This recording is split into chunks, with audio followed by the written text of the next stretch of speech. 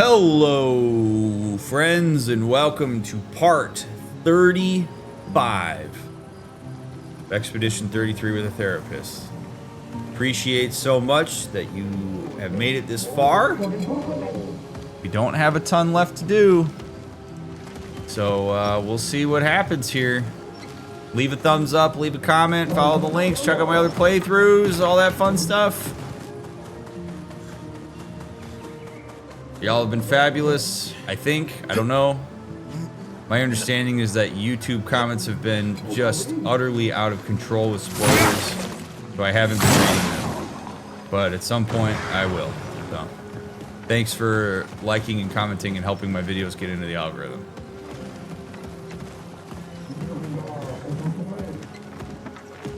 Alright, I guess I'm just gonna fight these guys so that this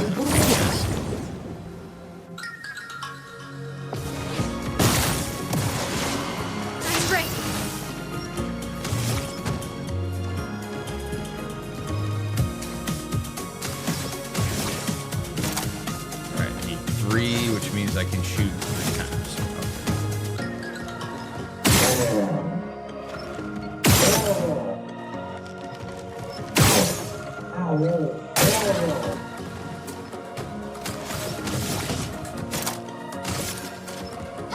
Take down that shield.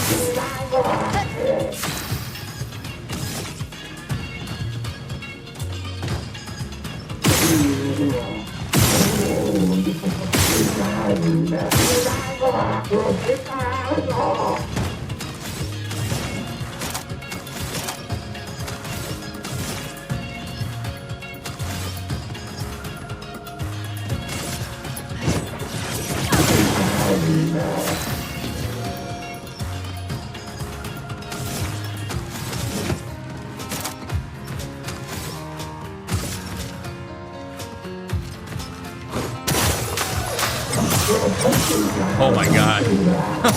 On me. Wow.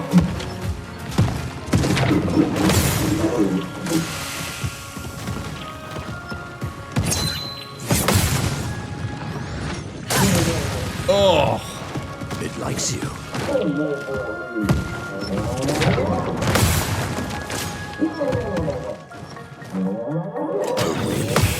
Lune, watch out.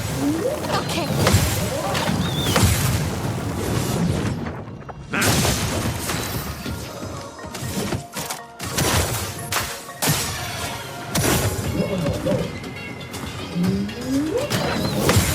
That's more like it. Ready to carry. The cat is currently swatting at my leg. A I storm do not is know coming. why.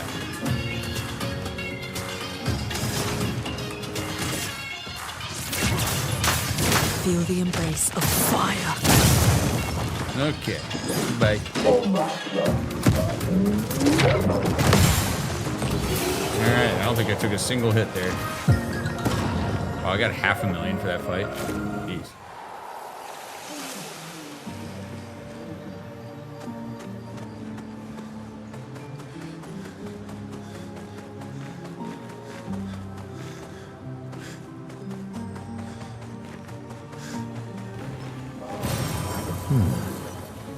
I actually don't know that I care much about that thing up there. It's a relatively large area.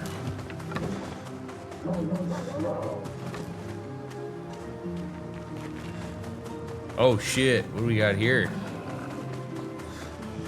Big boy. What's up? Oh, here we go. Chromatic cruller.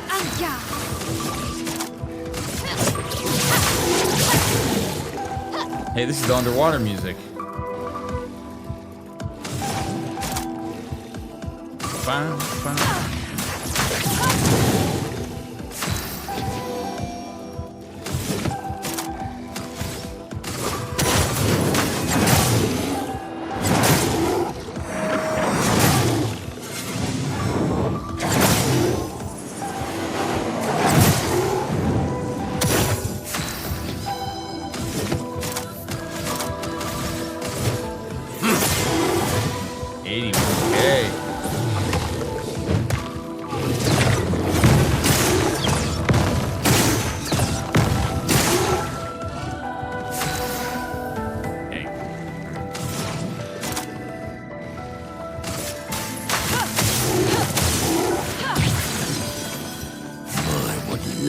feet.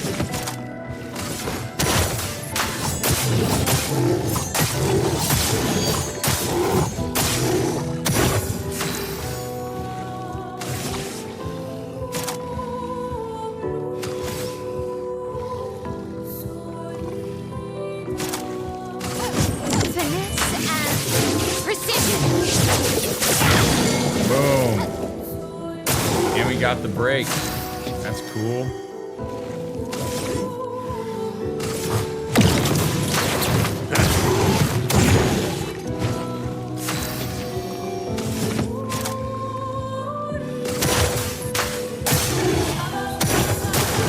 Careful, my elbow.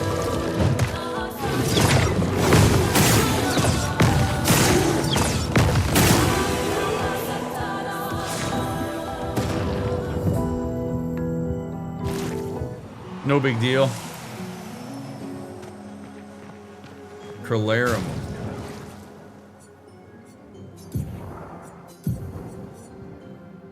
Don't lose rank when taking damage.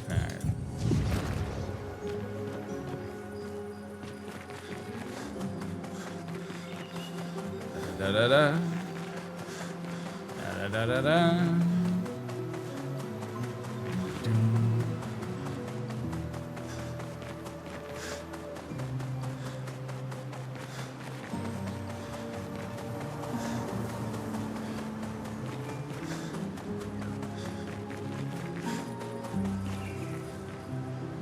Seriously, though, this area is huge.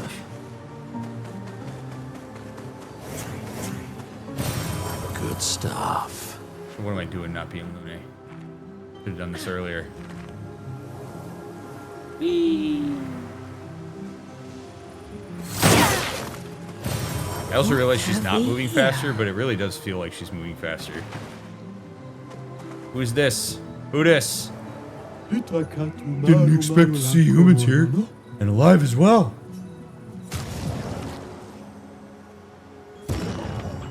Fight the merchant.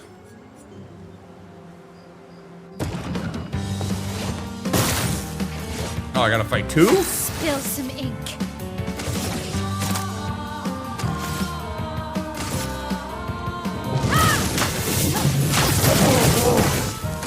Let's dance.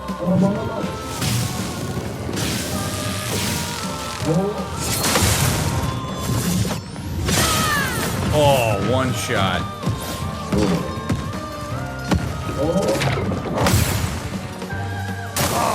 Let's dance.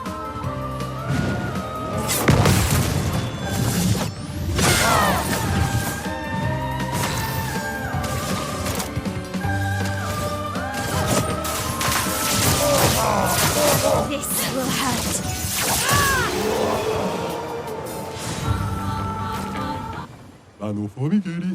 Doing a no-hit run. Now I understand how you reach this place in one piece. Damn right.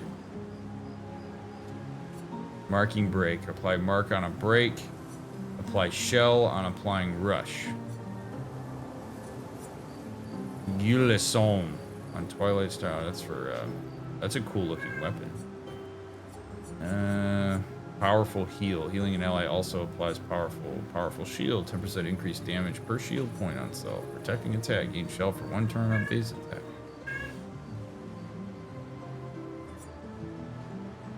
Healing tints also apply rush after a free aim hit. Base attack damage by 50%. An outfit for Minoko. There we go. That's what I'm here for.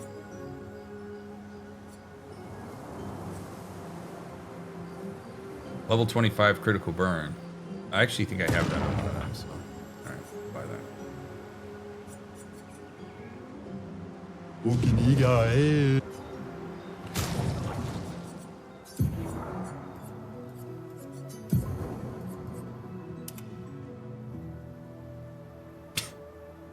This is ridiculous. This is really where it's at, but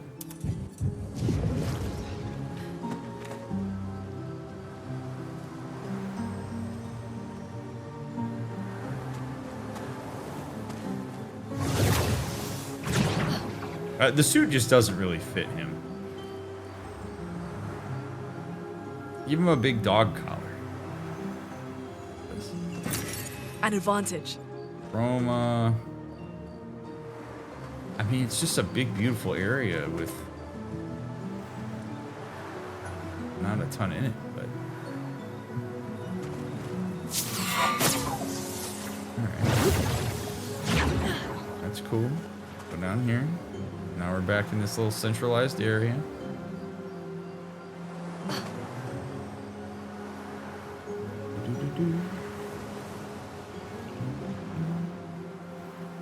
This tunnel.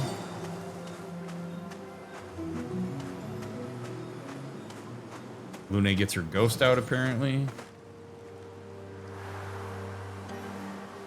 Go up this way. See what's up here. Right. Oh, this is just how you leave, apparently. Go to a different area. Oh, shit.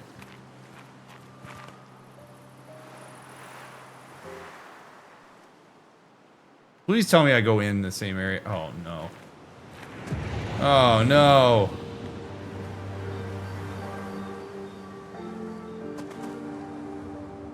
Alright, it's fine.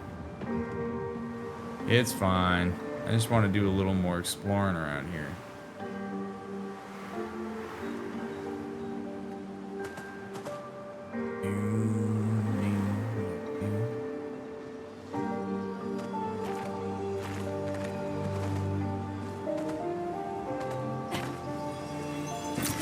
An advantage.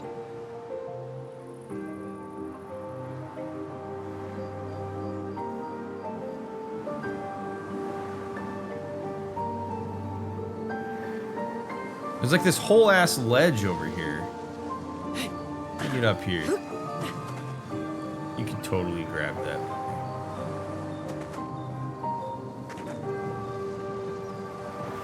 Like, look at all this stuff up there.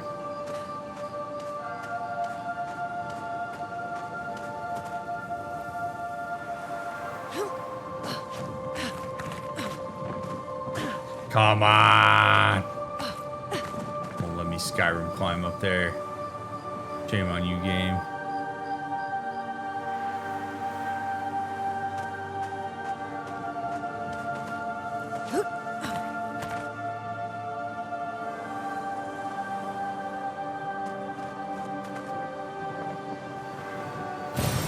Useful. Fallen glider.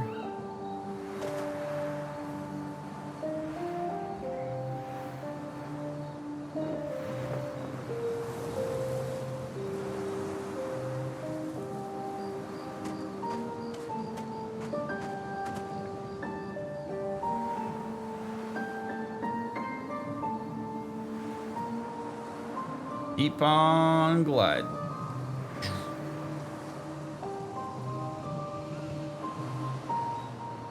Oh, this looks like this might be the tunnel. Okay, so this is where I came from when I got to this spot, and then we went over there.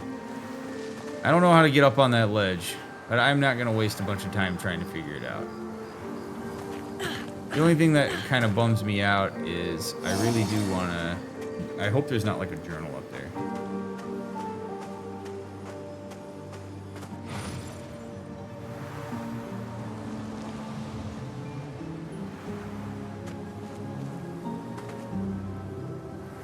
Probably check one other area here before we get out.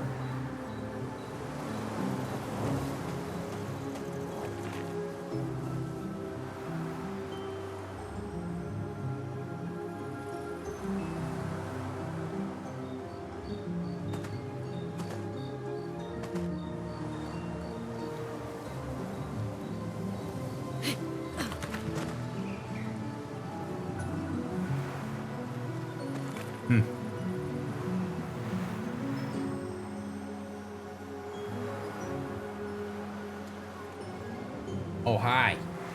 Hi. You want to come sit on my lap? You here for the possible finale? Okay. Okay.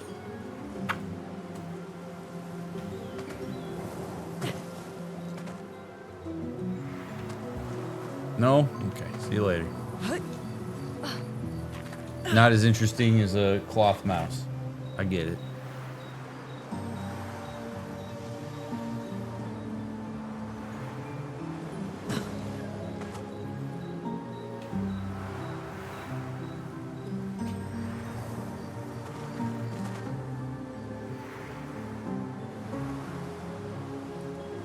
Is there an area map you can expect? Not in these sub areas, no. A little bit of a bummer, but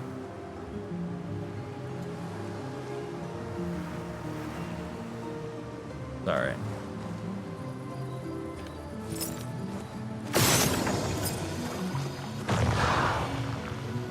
All right, whatever. See that one.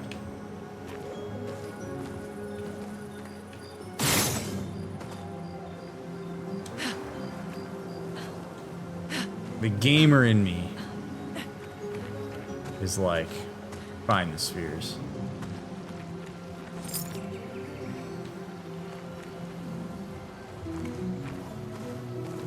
The disciplinarian is like, it doesn't matter. Just let it go. All you're gonna get is freaking Chroma, whatever.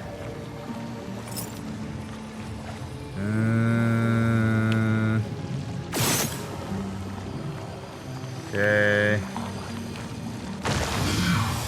That's 2.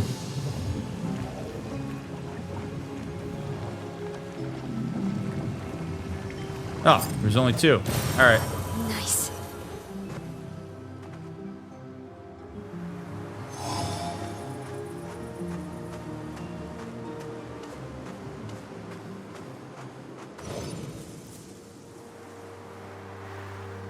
Oh, I broke one when I broke the boxes. No. All right. Oh, no, this is where I wanted to go before I walked out last time. I think maybe this is the ledge. Yeah, all right. Cool. Look at us go. Interesting. I don't know. It kind of stopped being interesting around like episode 5. Oh, a petanque. Of course there's got to be one of these guys in here. Petanque.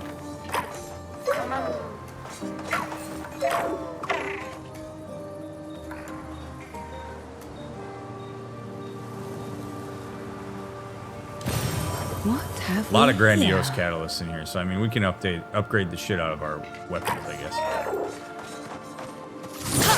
All right, buddy boy. What do you got? Danger! Whoa! Grenade, watch out! All right, how many turns until it goes away? Of course, 3 turns. All right. I'm ready. Alrighty, let's rock. No, that was pretty good.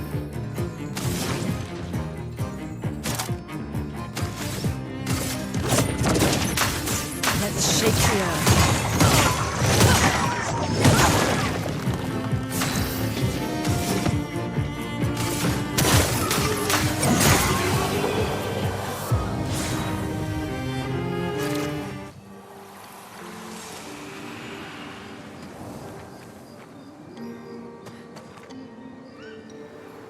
I've gotten stronger.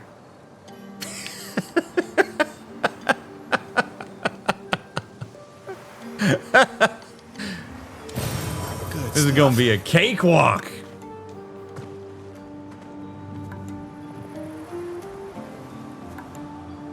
Oh God. Old Renoir ain't gonna stand a chance against me.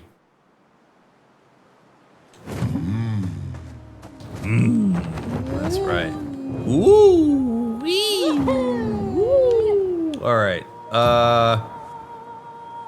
Endless Night Sanctuary is done. Flash through the sky. Take me there, Esquier.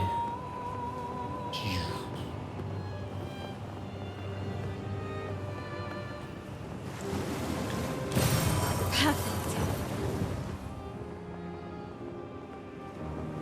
I'm pretty sure I went into this area. Yeah, I did. I went into this. White Sands. Painting workshop.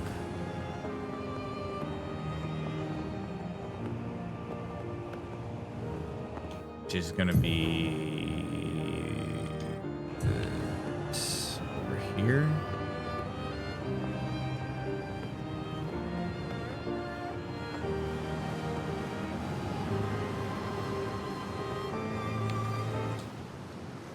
I'm intrigued by these.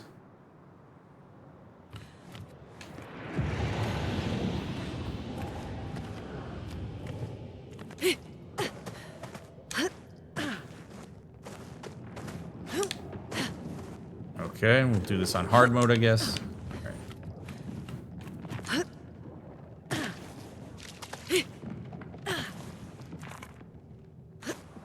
don't remember if I said I'd help this one or not, but we're gonna.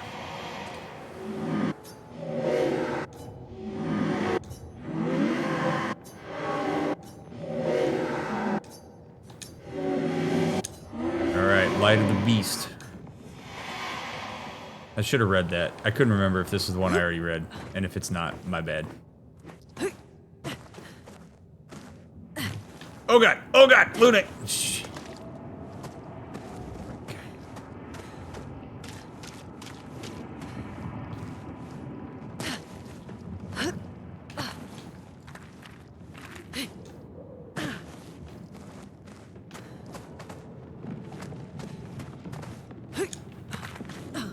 Yeah, I think I remember coming in from this angle.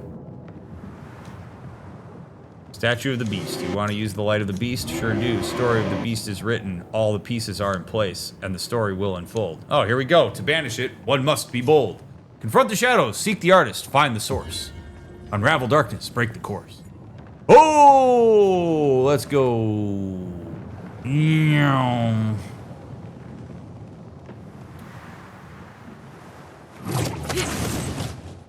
What do we got here?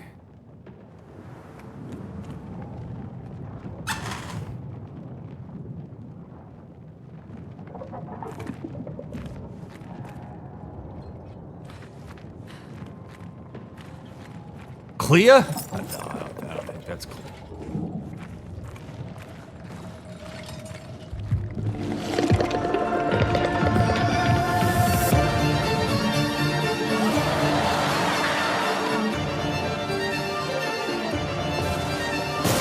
Lamp Master. Flames. Rain.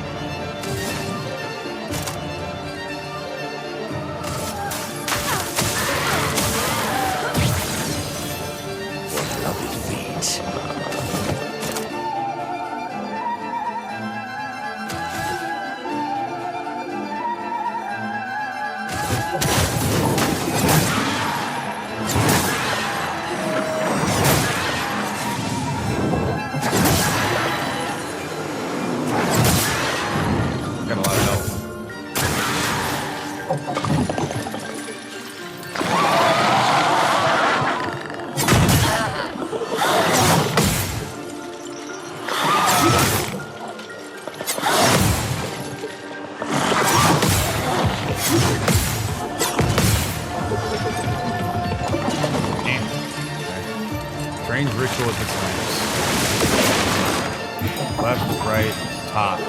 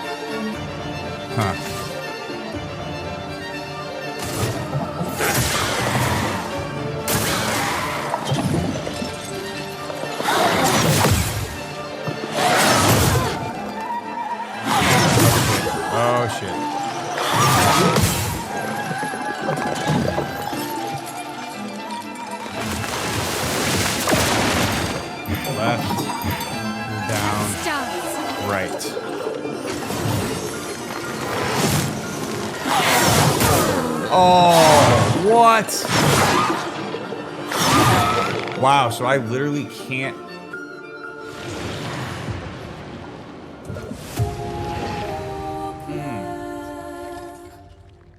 Wow. Okay. Damn.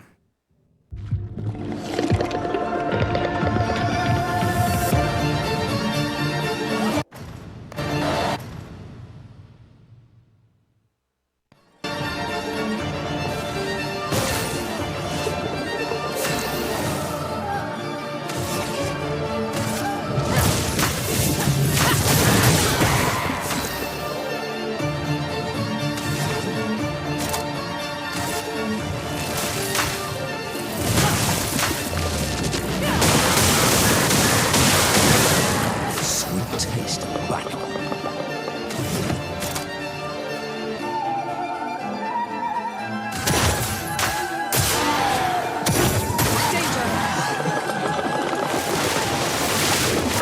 Oh, you gotta jump. Oh, no. Oh, God. Left, down, right. Ready to parry.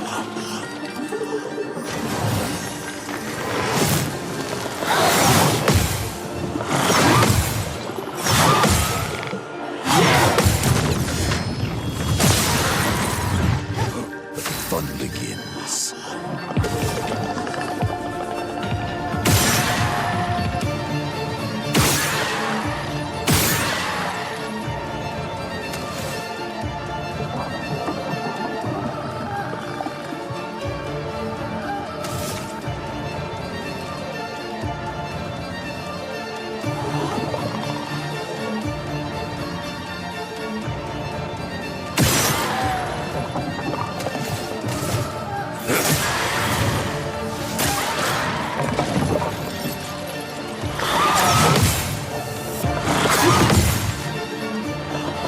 God damn it.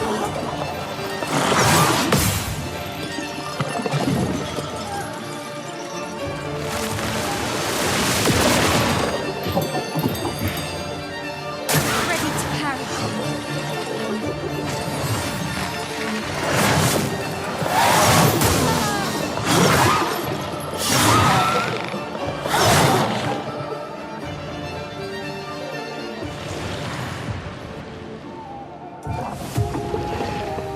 I don't know how many times I'm willing to do this. I can get this. It's just, man. All right, lock it in. Let's spill some ink. I'd like to know what's at the end of this.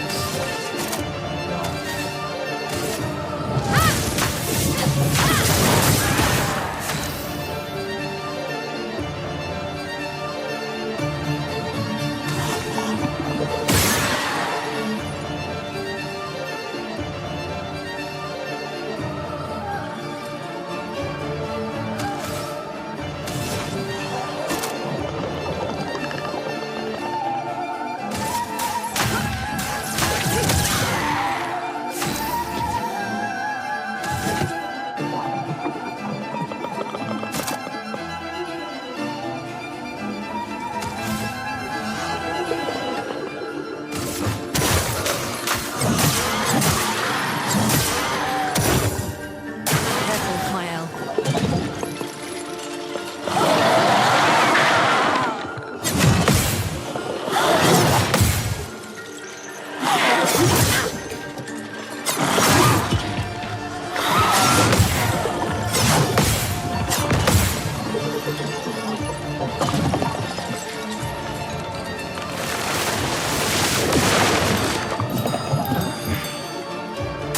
Let's dance.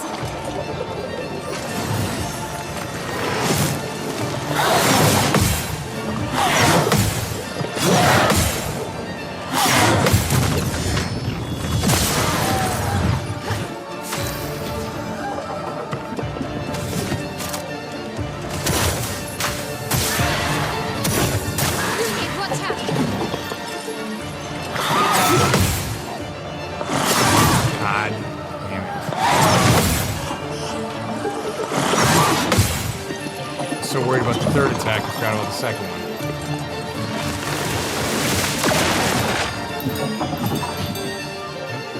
Ready to parry.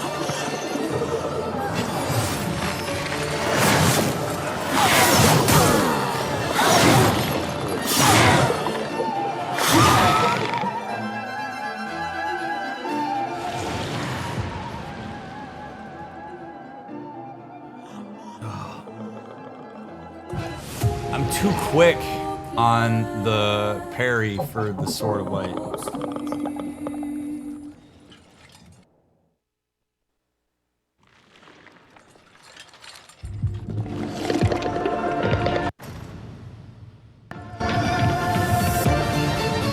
I'm going by the noise cue, and maybe I need to go visual. Flames. I'm gonna give this 2 more chances.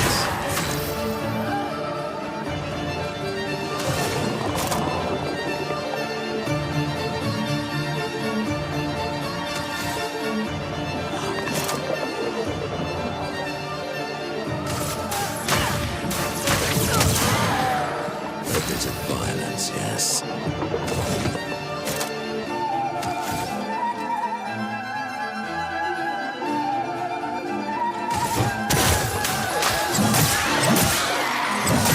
Just the lamp ritual thing is really good. Okay.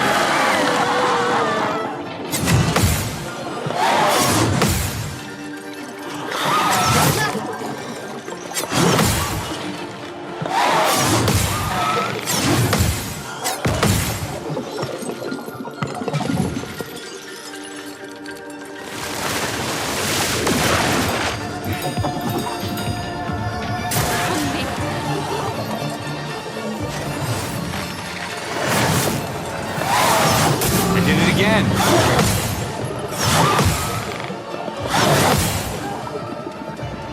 The fun begins.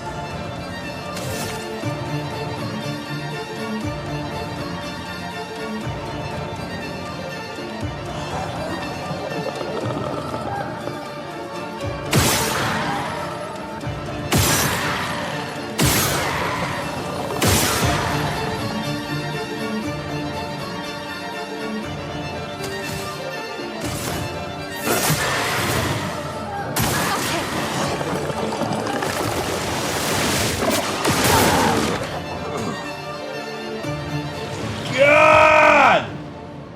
Oh, this is so frustrating. This is like bringing out my inner Elden Ringist. Like, I want to beat this thing, and it's really not even that hard. I just keep botching the parries because I'm getting too, I'm just too early. Flames. Rain.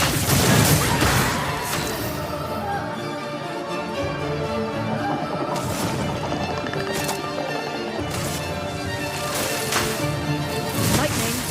Strike. A bit of violence, yes.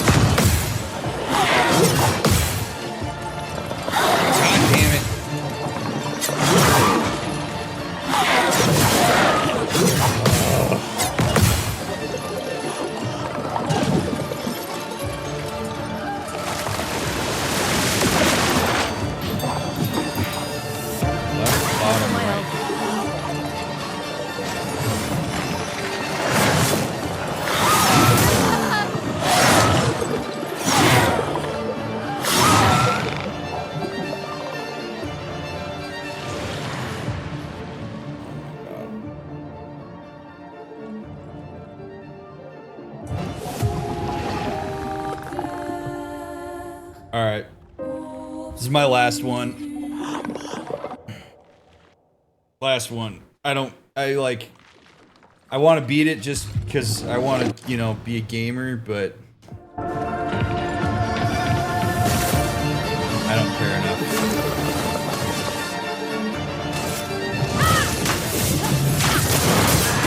A storm is coming.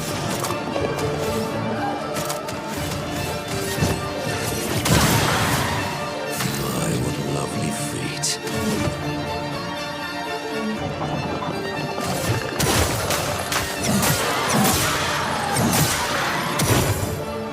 On me.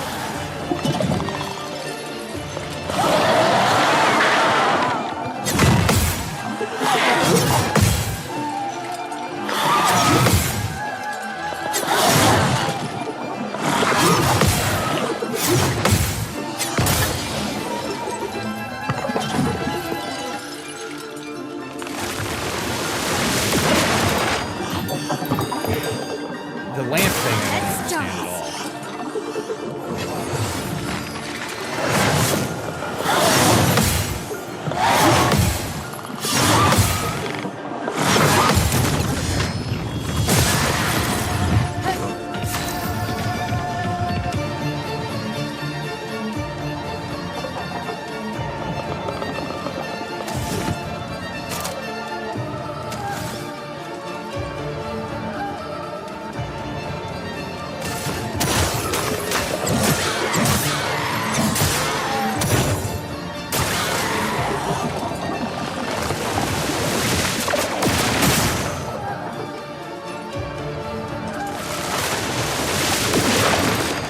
Right, left, back.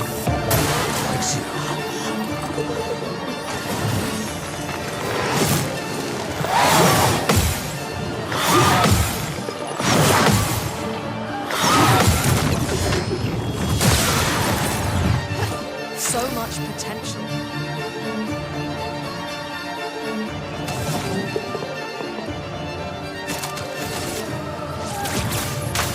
Feel the embrace of fire. Time to bleed.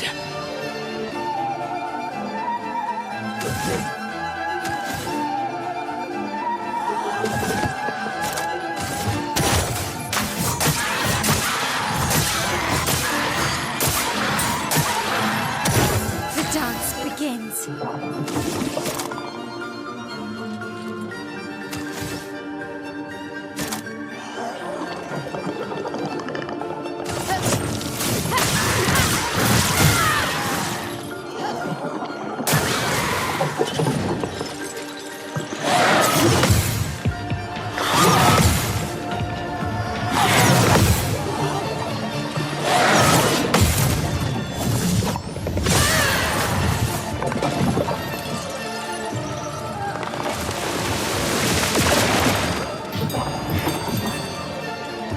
Your turn to dance.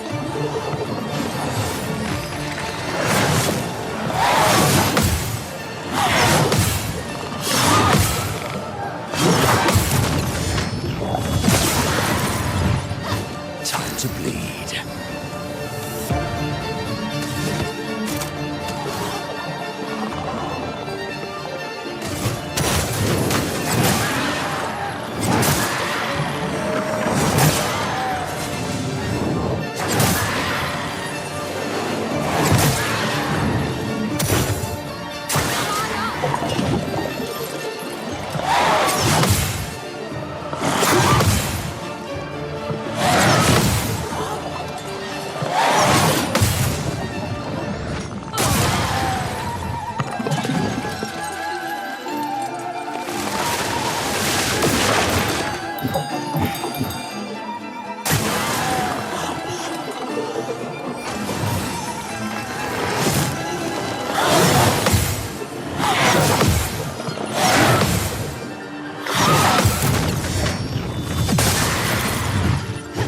Let us stain them.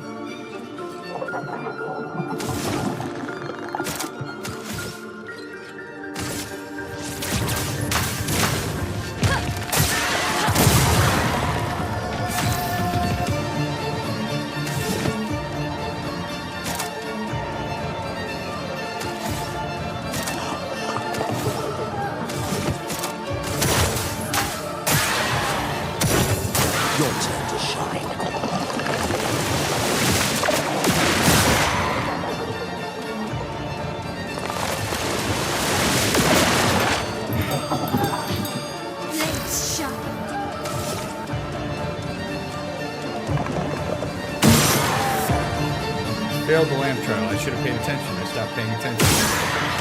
God damn it. Well, that's what I get.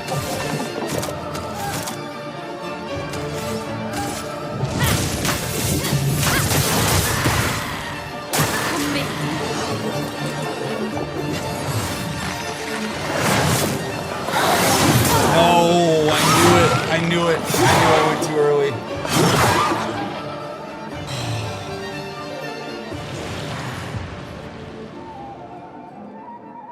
Okay, so it's a turn order thing. And you're supposed to shoot the lamps in the order, and then I'm guessing it probably negates the sword, but I don't have enough agility to go fast enough, which is why it keeps being able to do that. Oh, man. God, that was so close. Well, I'll live without it. At least we got there. I don't care enough.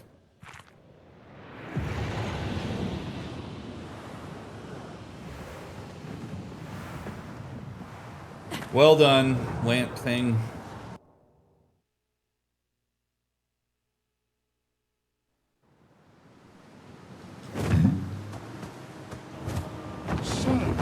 All right.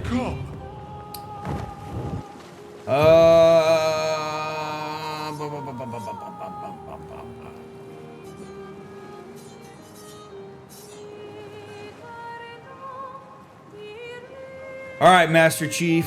Let's finish the fight. Through the sky.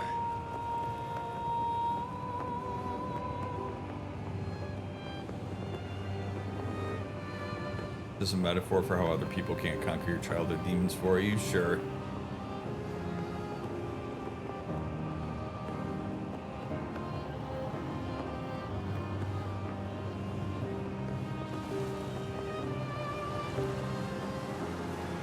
Also, this is kind of cool. Just the fact that, like, this is where the beginning of the game was. Kind of cool that you can, like, fly around in this way. You can see how they bowed across.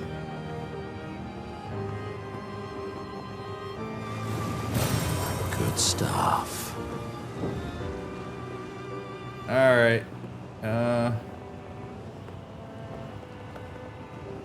In we go. Lumiere.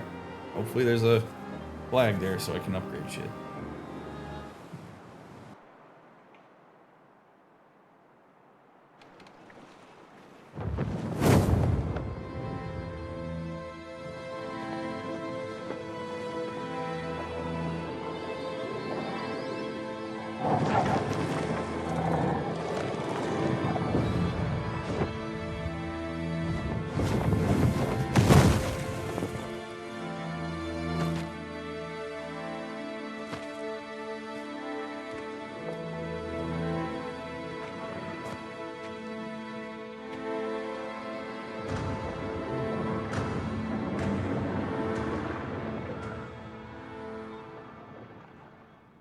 Wait for us here. It's dangerous for you near Papa.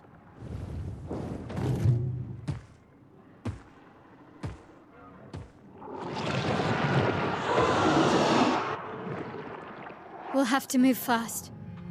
I can't maintain them for very long.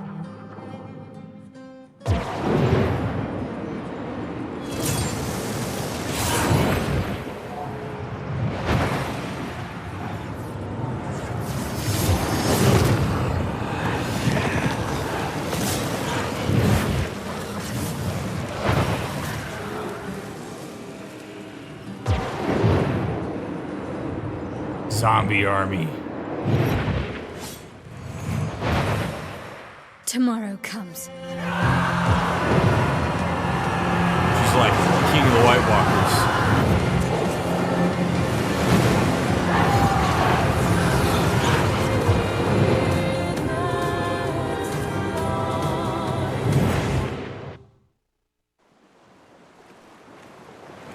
And then Lune just chilling in her dress. wait, what? What is... Hold on. We just had hordes of zombies. Okay. I guess they blazed a trail for us. Oh, okay, here we go. Anime music, go.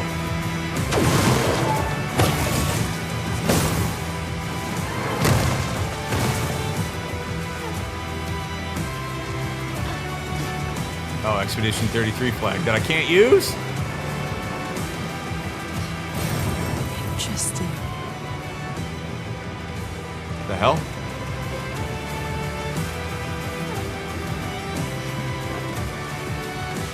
These expeditioners are glorious wreakers of havoc. The sword of Renoir.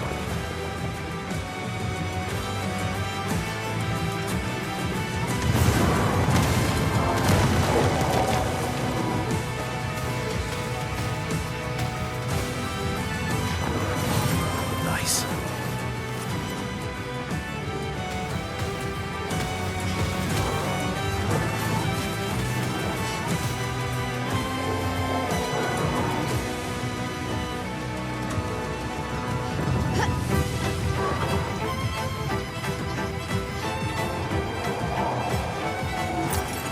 Nice.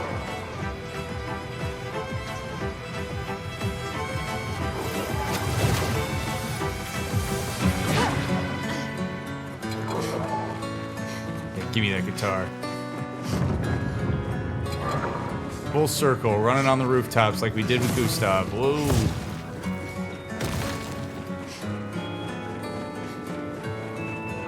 Appreciate the devs know I'd be sick of the combat by now, so they make everything, fight everything for me.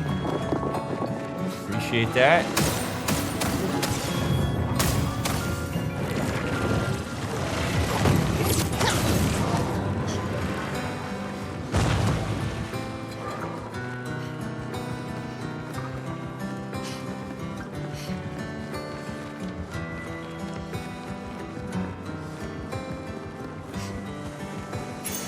Well, that will help.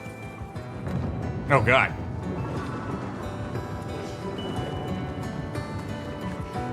Fight the flying horse, I guess?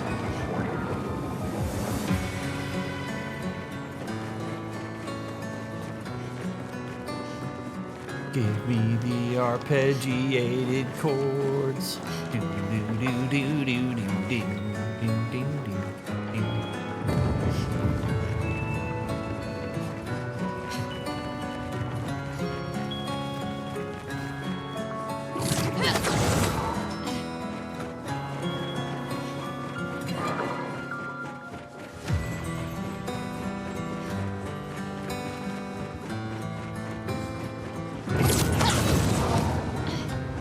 Where are all the people of Lumiere, I wonder? Are they all just like hiding inside?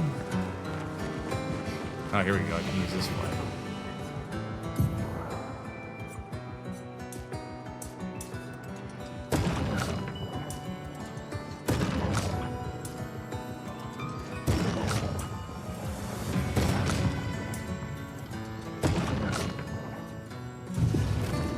Lune, level 69. Nice.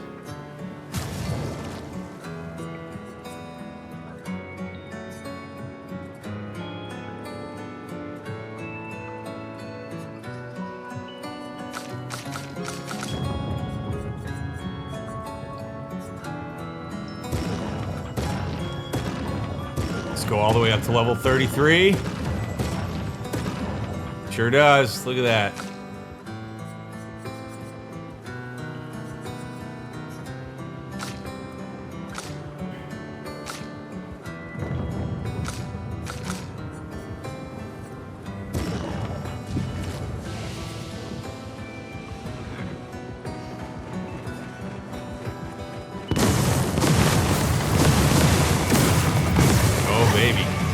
Go.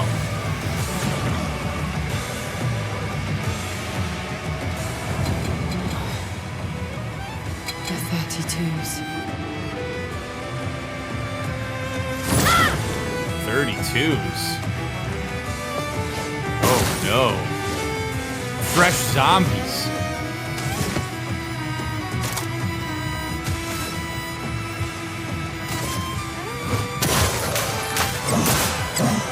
Oh, they're not even strong.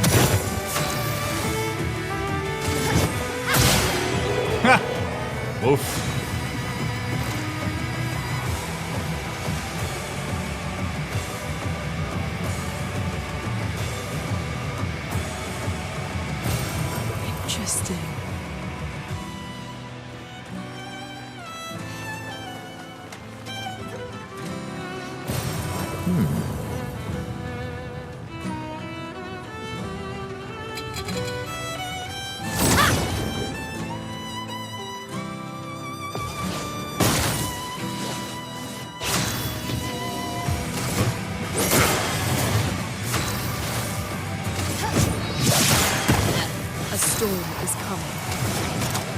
How about more fire?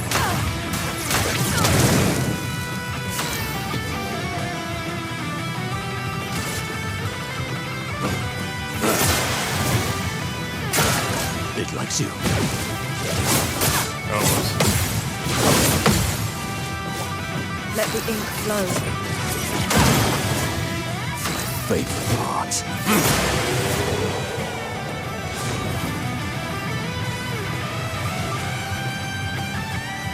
Damn, shred that guitar. Oh shit.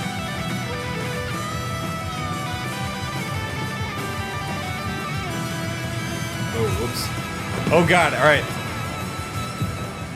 Listen to the guitar for a minute. I gotta go tuck my wife into bed. My watch died, so I didn't know she called me. Be right back. Oh god.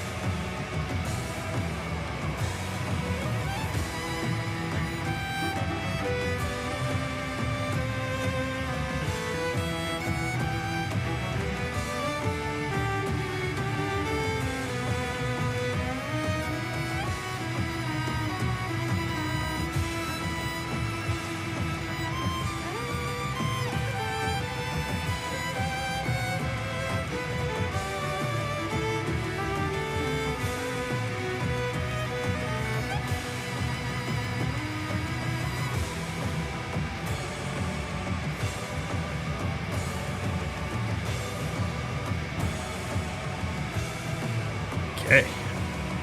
Particularly important because on the eve of my 6th wedding anniversary, one of my wedding vows was that the last thing my wife would hear before she went to bed every night is that I love her. So, you know, gotta make sure that I do that on the eve of my anniversary of my wedding. All right, here we go.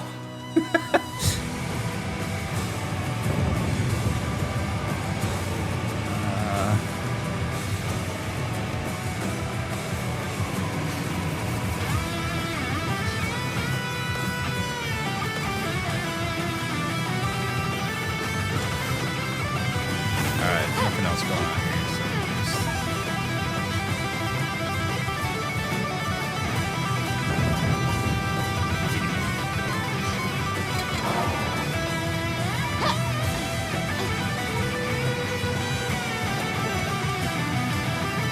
Father. He's at the tower. Yes. I am.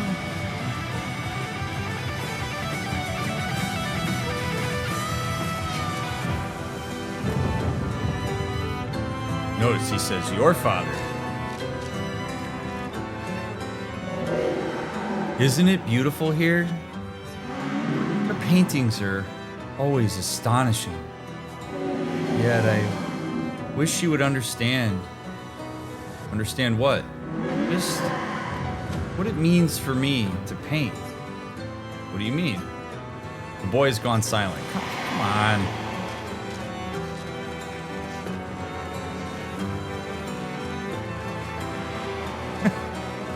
Like, we're this far in. You can give me something here. Nice.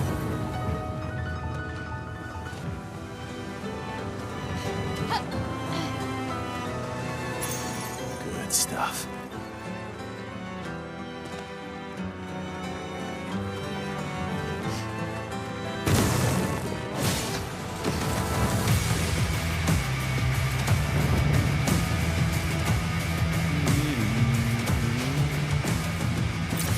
Lovely.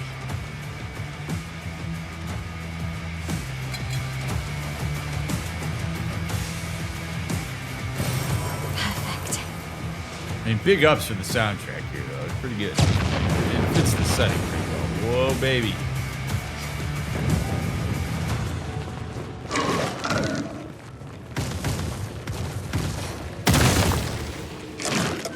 Oh, God. Lovely. Nope. Oh, you can't avoid it. All right. Chromatic Escassier. Flames. Rage. A storm is coming.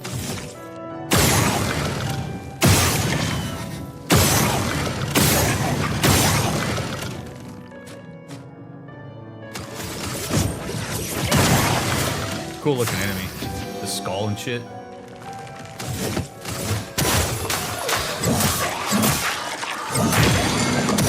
There is a violence, yes?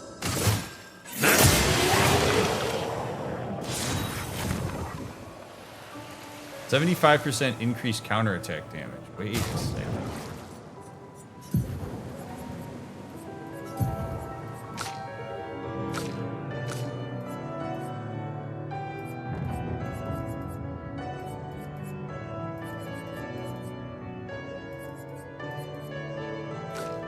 Oh, do I have to like...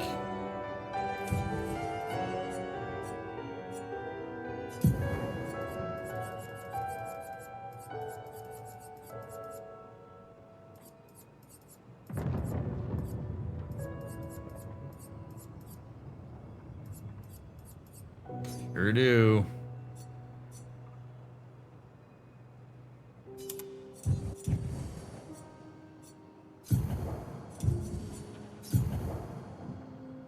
Alright, whatever.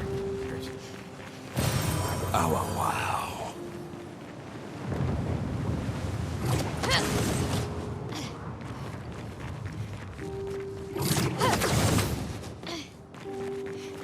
That Picto would have been nice in that lamp fight. Good star. The Opera House.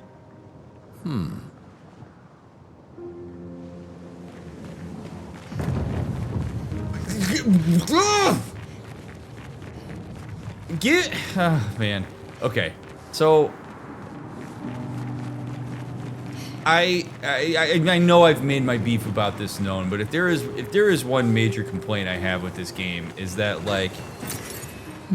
how utterly intentionally obtuse it is with this stuff, or like how like vague and eluding it is, with not as much immediate payoff as I think it would benefit from. Like, the Opera House. Say more, Verso. What's going on up there? Share with the class the significance of the Opera House. I'd love to know what projections you have onto it. I learned so much more about your character and his lack of connection to a person he doesn't see as his father by what you project onto the significance of the Opera House and why you would point it out. It's a very anime thing, honestly, which is probably why I don't like anime, because it's true. My wife watches anime and it drives me nuts. There's so many things that happen in anime I just don't, they are not palatable for me. This is not palatable for me. The Opera House. Good thing my whirling attack is at level 69 and you don't know that it's coming. And I'm gonna announce every move I'm gonna do before I do it. And scream the entire time. But no, I mean, in all seriousness though, like I would love more information from him about this. I'm all for letting us try to interpret it and make meaning out of it and all this stuff. But at some point, I think we lose a bit of our connection with Verso by having that be just so not fleshed out in any kind of way. I am not present in this moment to ask him a question about that. He said it for a reason, though. If it didn't matter to him, he wouldn't say that out loud in the presence of everybody where they could hear it. So by him uttering it out loud, there is a social reinforcement part of it. I'd argue it was fleshed out with this whole backstory about being a pianist. Not really. I get that music matters to him, but the Opera House and why in this moment he goes, Because it could be a concert hall, it could be an opera house, it could be the place where he had private lessons, it could be his home music studio, it could be any number of things. Why this? Why is this significant to you as you walk up on it?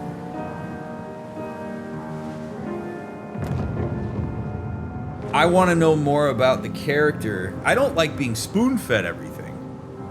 Don't give me, like, I'm fine with there being, like, things for me to interpret and look at. The game is awesome. I'm not saying this is like a sweeping criticism of the game where it just knocks it down to the, hellhole of bedrock of terrible video game.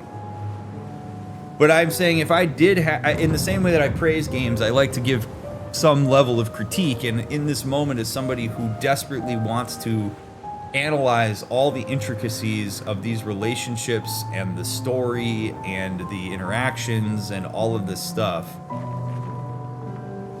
Verso saying that out loud and having no acknowledgement from the group other than Minoko humping doesn't do a lot for me. Like, because now it's like, okay, well, what could that mean? It could mean an infinite number of things, and my desire is to inquire.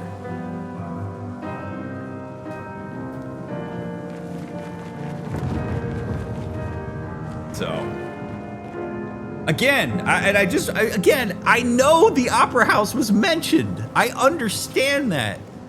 But here's the problem, and this is why I'm banging this home like this, is because just because something was mentioned before doesn't mean that we can make an inference about somebody's reaction to that thing later on.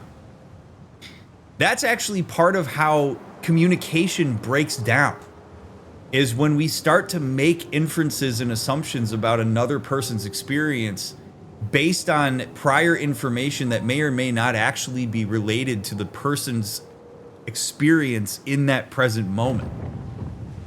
So yeah, the Opera House was mentioned. Sure, he performed there years ago. Sure. Does that actually affect this specific moment? I don't know. It apparently does, because Verso has commented on it. But for us to make an assumption about why he would comment about that based on the fact that it was mentioned 15 episodes ago is unfair to Verso. It's unfair to the process of trying to understand what a person's experience is in a given moment. Half the battle sometimes in communication is trying to break through all the bullshit assumptions and projections. And what I'm going to further this point. The way that he said that, if I polled 30 different people out of the YouTube community and Twitch community and asked you, what do you think Verso is alluding to when he said, the Opera House, and the way that he said it to, we would not get one unified answer.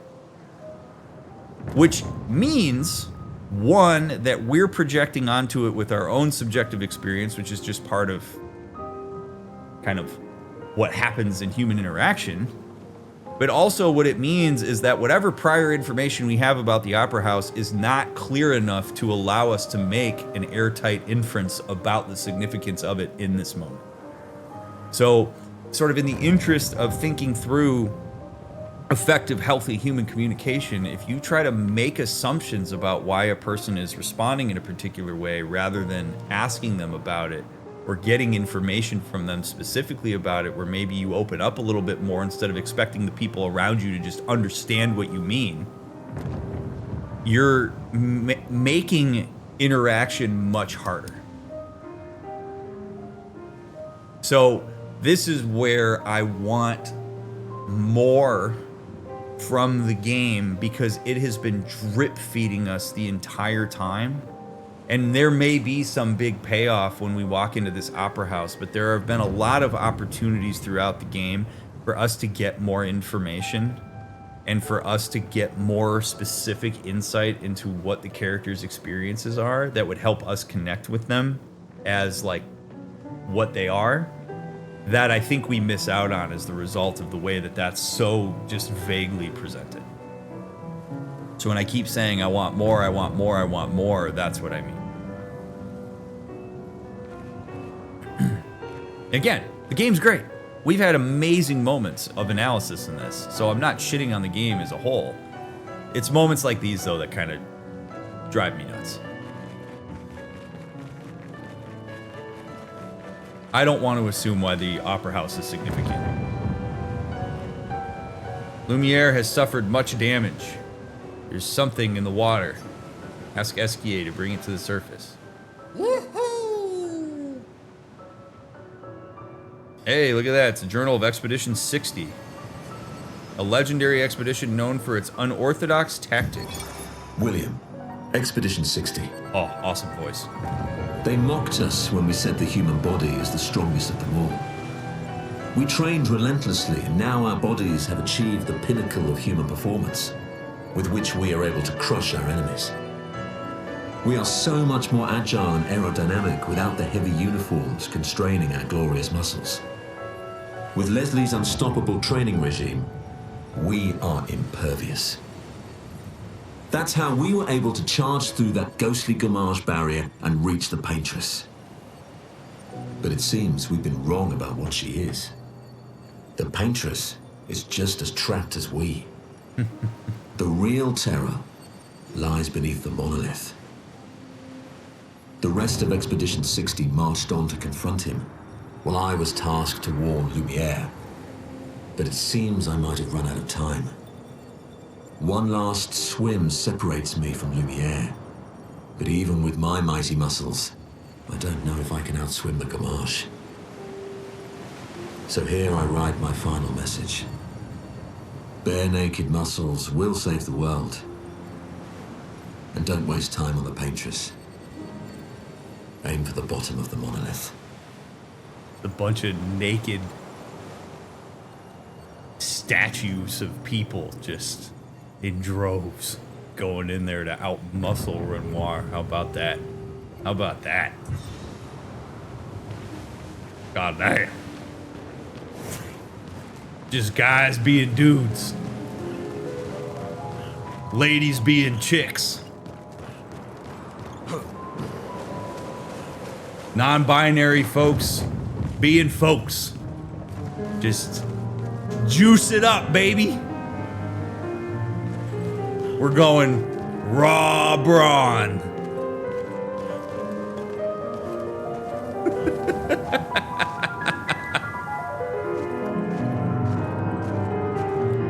All right. Oh, what have we here?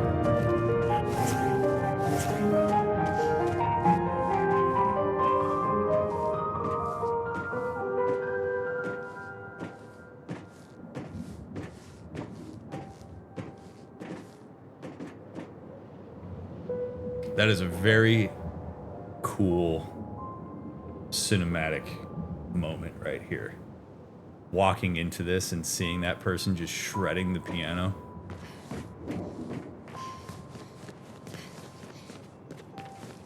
Fabulous.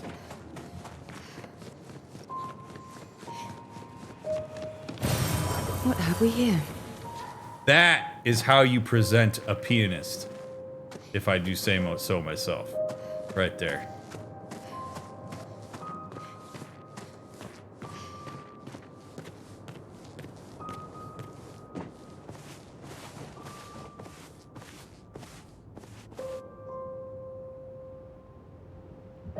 Look at that.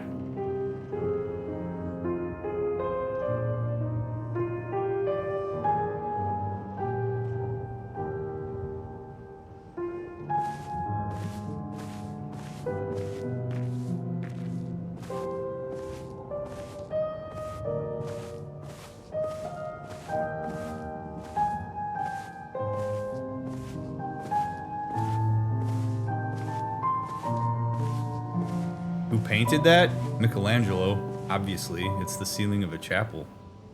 What kind of question is that?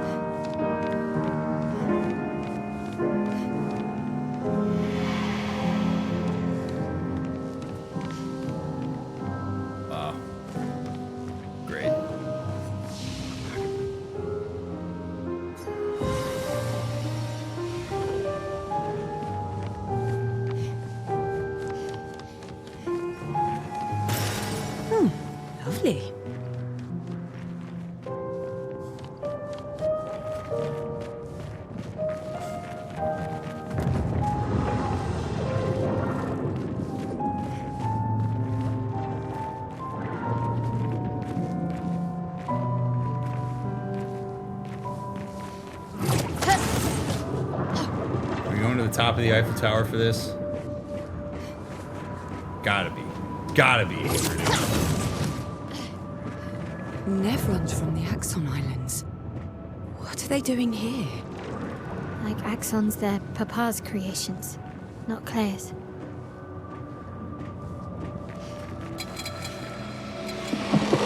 Not interested. Not interested. My car doesn't need an extended warranty. I don't have a car.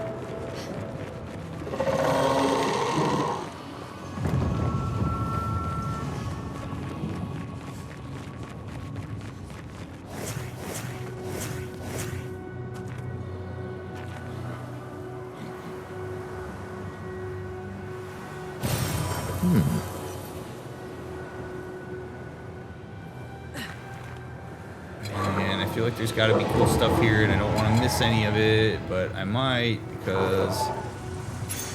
Well, that will help.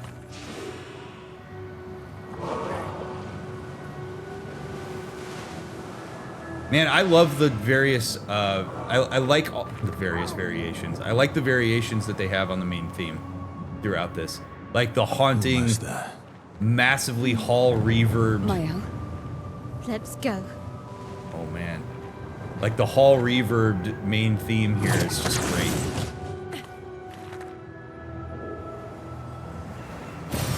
an advantage.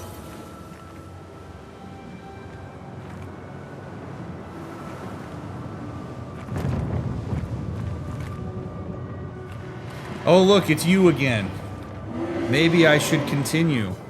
Maybe I should continue. Continue what? Forever, forever. The boy has gone silent.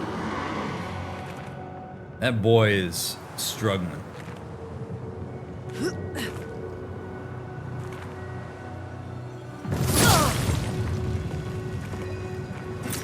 Perfect.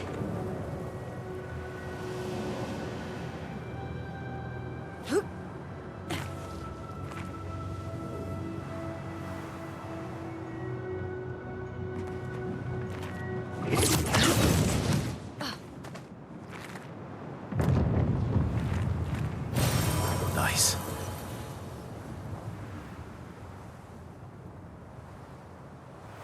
Oh good. Another salesman. What are you buying? No need to After all the mess that's happening, I was the only one curious enough to make the journey here. I feel. But this place is sad.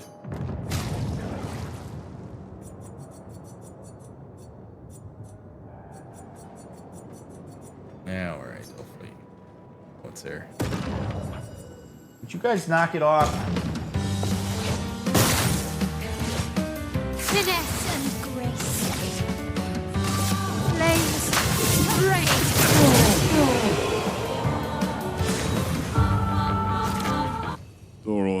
Thanks for the distraction. Now let me sell you the real goods. Full strength, 25 increased damage on full health.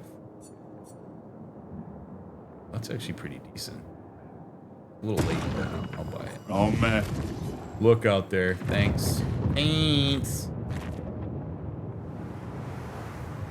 A little late for new pictos for your Papa boy. is somewhere past the gardens. All right.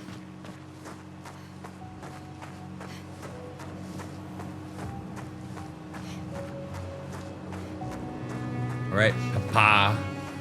Meet you at the bottom of the Eiffel Tower. All right, one more attribute upgrade for good measure.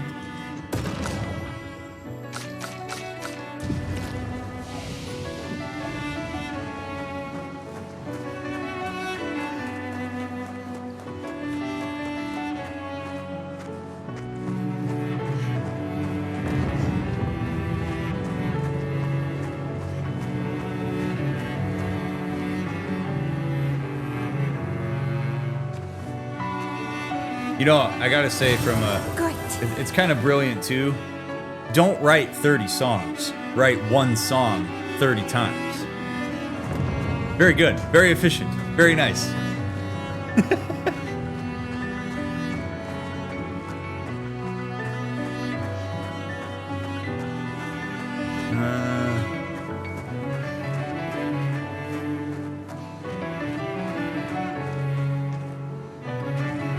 Right, the recurring motifs are excellent.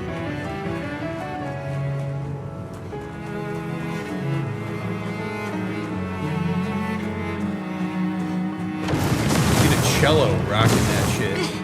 I can't sustain the expeditioners much longer. Ned, we need to defeat them fast. Or run past them, maybe? Great. This area is awesome, and they're like, we gotta rush. Like, look at all the detail here. You're gonna just have to hold them off longer, Mael, so I can bask in the beauty of the end game here.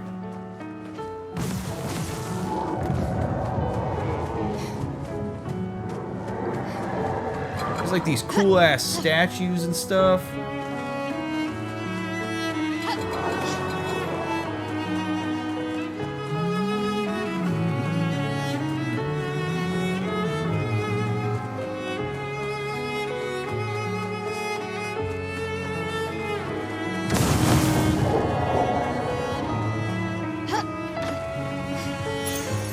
Good stuff.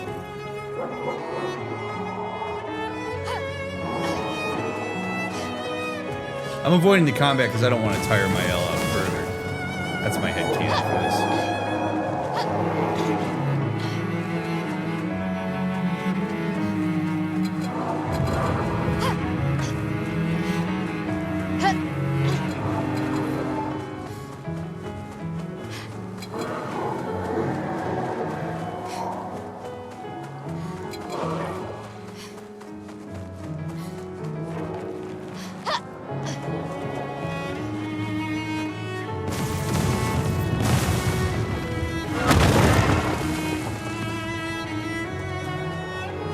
Don't think we can avoid these, though. Father's been extra inspired.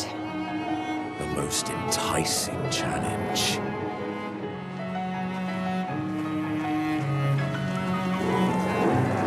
Look at that. That's imagery right there, baby.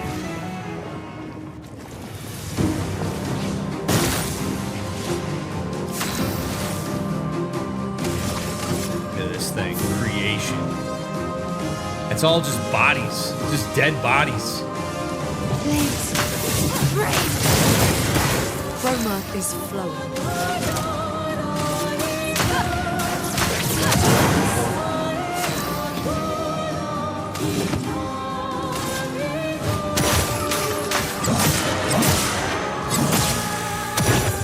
My, what lovely feet.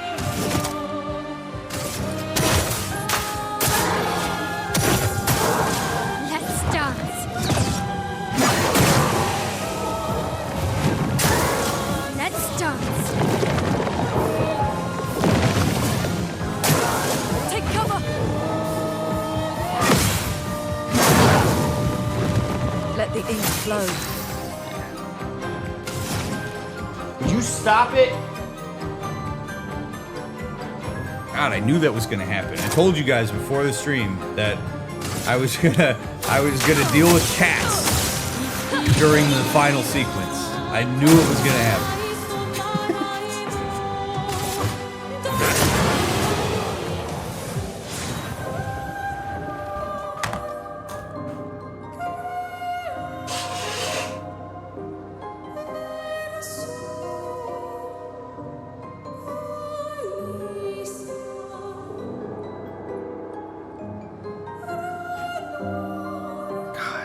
Only thing that works sometimes. I gotta hiss at him.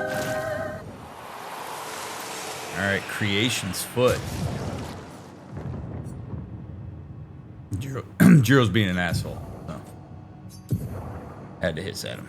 Alright. Deals high light damage to all enemies. 2 hits. Applies 4 burn per hit. Now they're just doing it in the other. At this point. High light damage to all enemies, 2 hits. That seems like it could be useful. I don't ever use this, so we're gonna get rid of that. Go with that. Deals extreme void damage to random targets.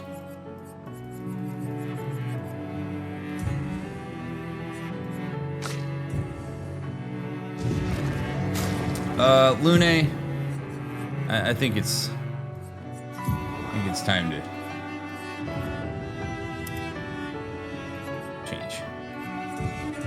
It just doesn't sit right with me that you're sitting there wearing that while we're trying to fight shit.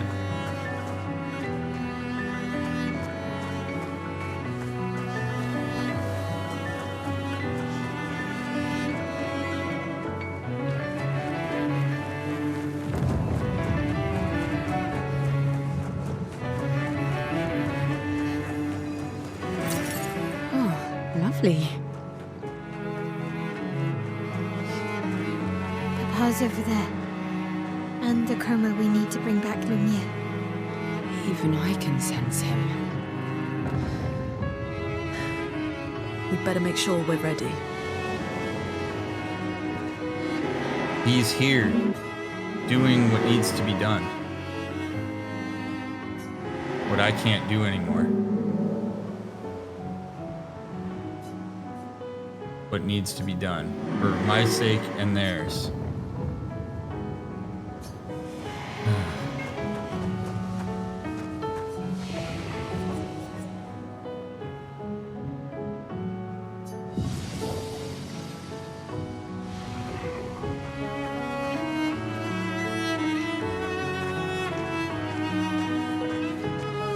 Well, let's see what this turns into.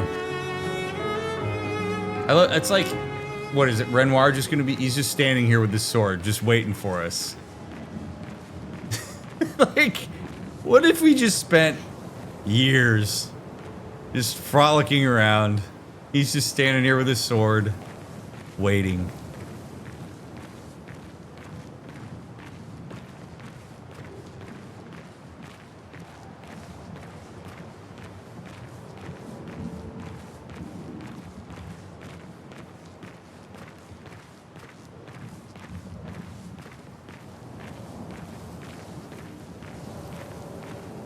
I've been waiting for you, Star Fox. Know that I control the galaxy. It's foolish to come against me.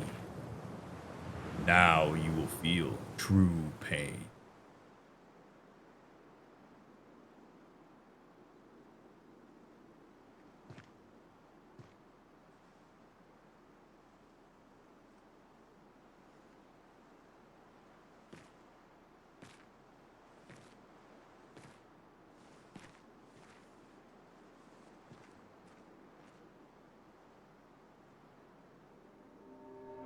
Papa?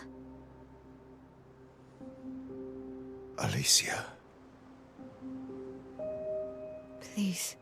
I just want you to understand what this canvas means to me. I do understand. I know how powerful and intoxicating it is. How deeply attached we can become to the worlds we pour our hearts and souls into.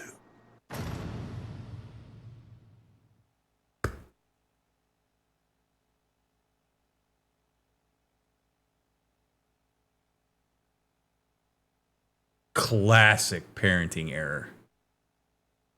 Classic. Your boy sees this all the time.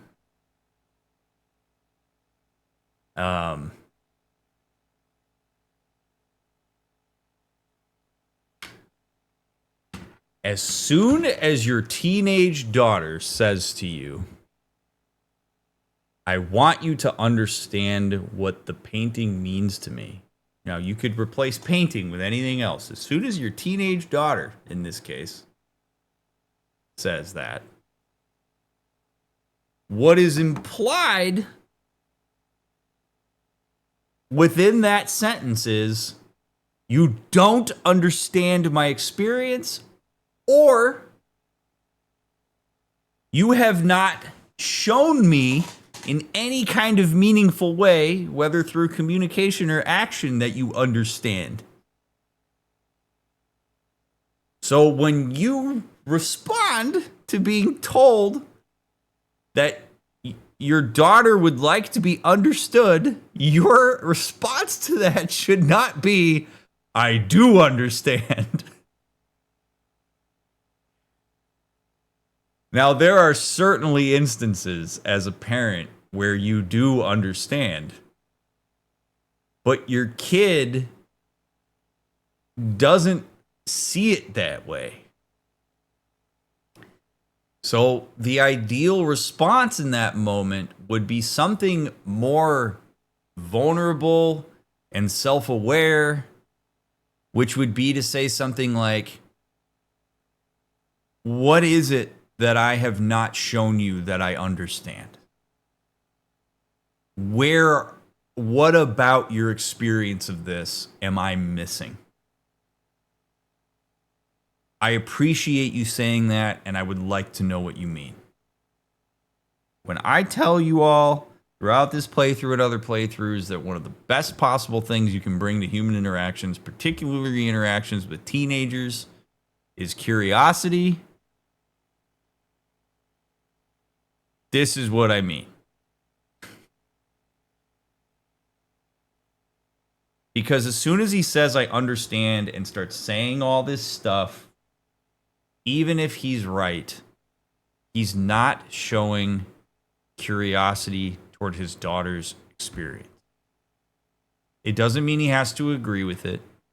It doesn't mean that he has to take what she says and do whatever she asks. Empathy and validation is not agreeing. You can disagree and still be curious about a person's experience. In fact, that would be the antidote to a lot of bullshit that's happening in just the societal meta right now, is the acknowledgement that you can disagree and still be curious. So this whole interaction from the outset here is now constrained because in Mael saying, I do not feel understood by you, and Renoir responding by saying, that's your problem because I do understand you.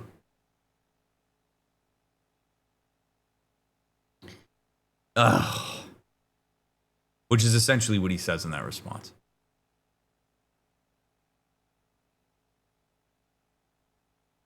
I was enthralled, and it nearly killed me. Doesn't mean you have to erase Verso's canvas. Child, do you think I want to?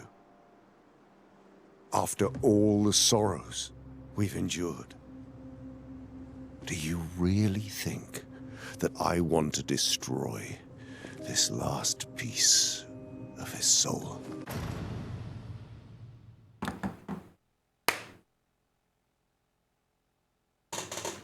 We're probably going to pause a lot. I know this is why you're here. So, if you don't like the pauses, I don't know what to tell you. All right. So,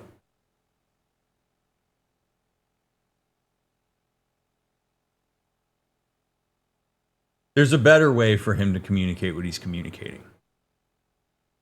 And this is a big thing for me, is that people often choose forms of communication that are inefficient and leave too much up to interpretation, where we fill in spaces with our own subjective projections, which has been just a huge theme of this playthrough, but so many of the other playthroughs that we've ever done is talking about this concept. So when Alicia / Mael says, you know, do we really have to destroy this canvas? Like and he turns around and says, do you really think I want to? He's being confrontational with a vulnerable disclosure.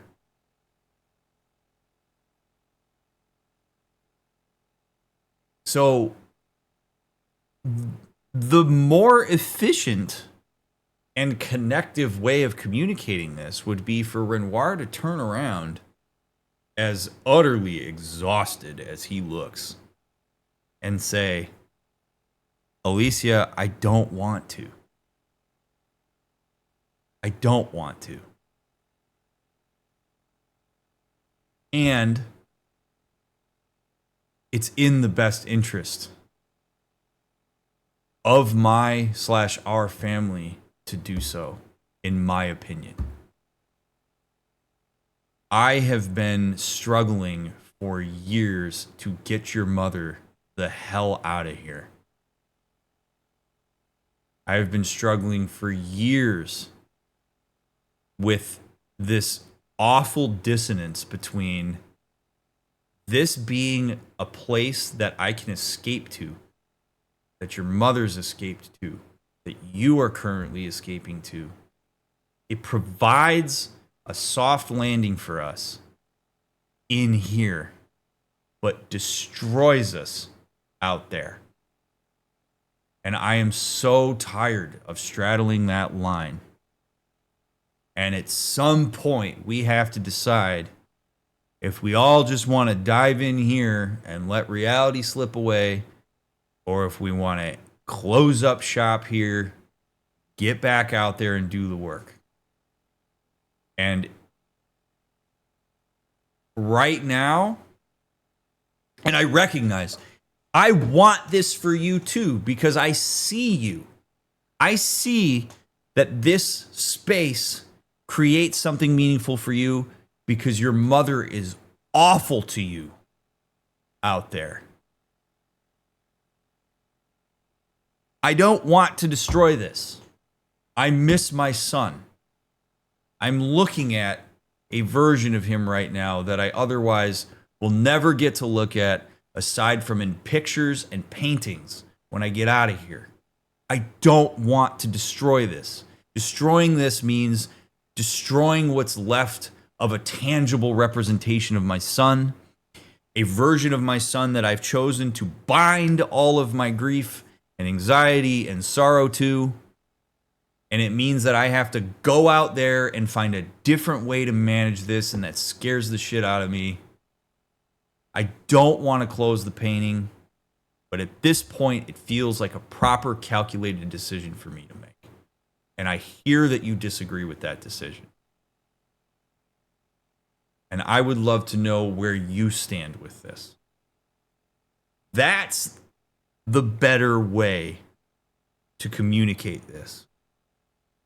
Because when he comes at her and says, "Do you really think I want to do it?" What he's saying is, I don't want to, but he's making it like an affront. Like he's making it sound like she's an idiot for the insinuation that he might want to, when she may not even think that. She might sit here and go, "No, I don't think you want to," which is why, in my opinion, we shouldn't.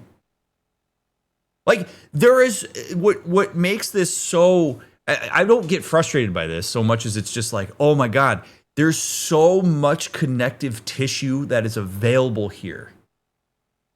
And they're not accessing it. Like, from a strengths-based perspective, I see so many strengths. There is a shit ton of potential here. And their lacking of skill in an emotional regulation, distress tolerance, interactional space is actively constraining them from engaging that connective tissue.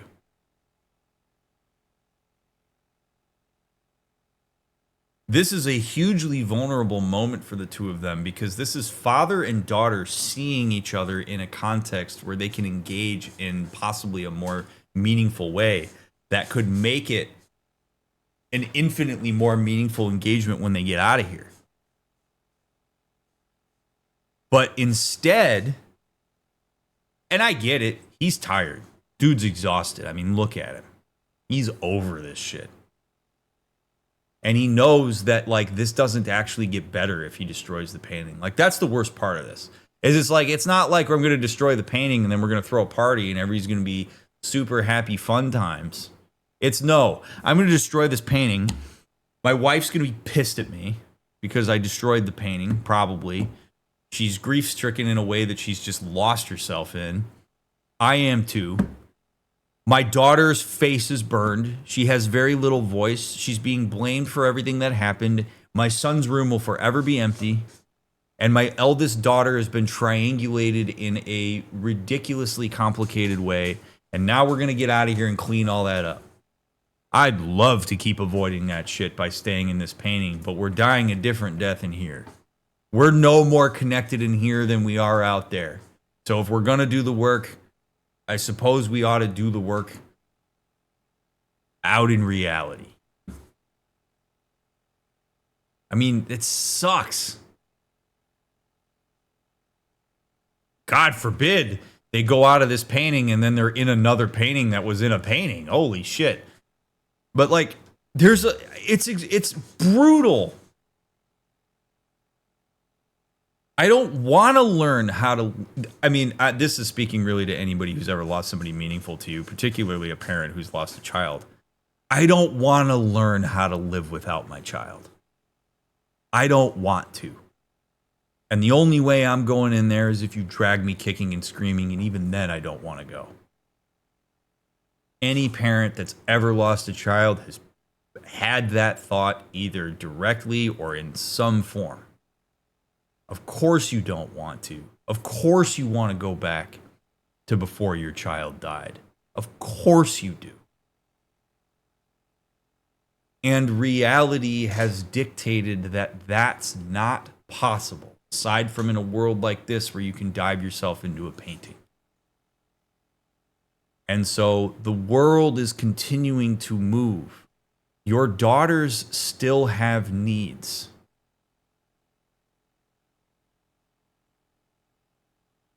Your oldest daughter needs you.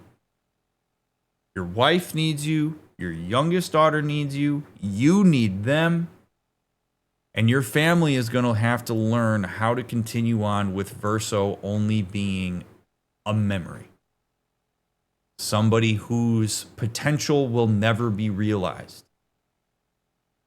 And that sucks. But something that we've been talking about throughout this playthrough, and again others, is the need to acknowledge the real variables that you are working with. You work with what you have. You play the hand you have, not the one you wish you had. And people get so lost into playing the hands they wish they had that it just destroys what they have.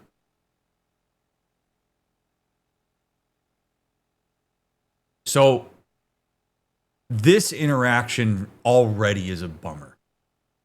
And it's not a bummer because I think these people are lost causes. It's a bummer because they're avoiding meaningful engagement via not particularly utilitarian communication style. Or the utility is really to move it away from the vulnerability. There is such a fear, it seems, in this family of expressing the softness.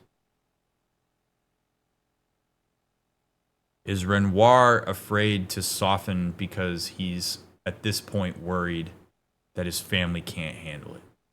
He worried that he has to stay strong or else the whole thing falls apart. Is everybody sitting in some form of that boat? Is he overblowing what his role is in this? I mean, it's just he's in a really tough position. The unfair proposition of this being that as the parent, you are often in more of an unfair situation than your kids are. And you are supposed to understand your kids' situation better than you ever expect them to understand yours. And that's a hard thing sometimes for parents to square up. Like, I think Renoir probably wants some acknowledgement from Alicia here about how hard this is for him, because he's certainly not getting it from his wife, who's the person who theoretically should be giving it to him. And she's not really willing to budge on that because it would, she's probably coupling that with the idea that if she empathizes with that it might mean she agrees with him, and that it might mean she have to give up the painting. And if she's really aligned with the idea that she wants to stay in the painting and keep Verso alive and still have her face and her voice and all these sorts of things, that's how complicated this gets, because you have all these agendas. This is all to say that the only way you get into parsing out those agendas and working collaboratively is to engage in a more healthy, direct, clear, consistent manner. And that is unfortunately not happening here. The Don't. Don't. Life keeps forcing cruel choices. We do what we must. Okay, so I'm gonna go sort of two different avenues here on Renoir. Life keeps forcing cruel choices. Absolutely it does. Absolutely it does. And that sucks, dude. Like, I don't have much for him aside from just the acknowledgement of that. Yeah. Life is cruel. Hands you cards you never wanted. And managing that is sometimes, it seems impossible. It seems like there's no right choice to make. Remember, inaction is still decision making. So even if you just rest on your laurels in adversity, you're still making a decision about how to orient yourself to it. It's brutal. I mean, he's withered. He's tired. Fighting battles on multiple fronts, including his own demons here.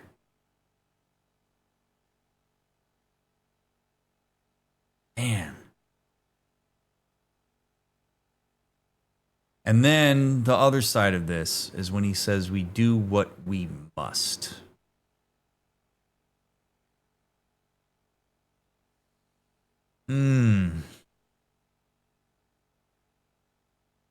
This is where Alicia has a point. He doesn't have to do this.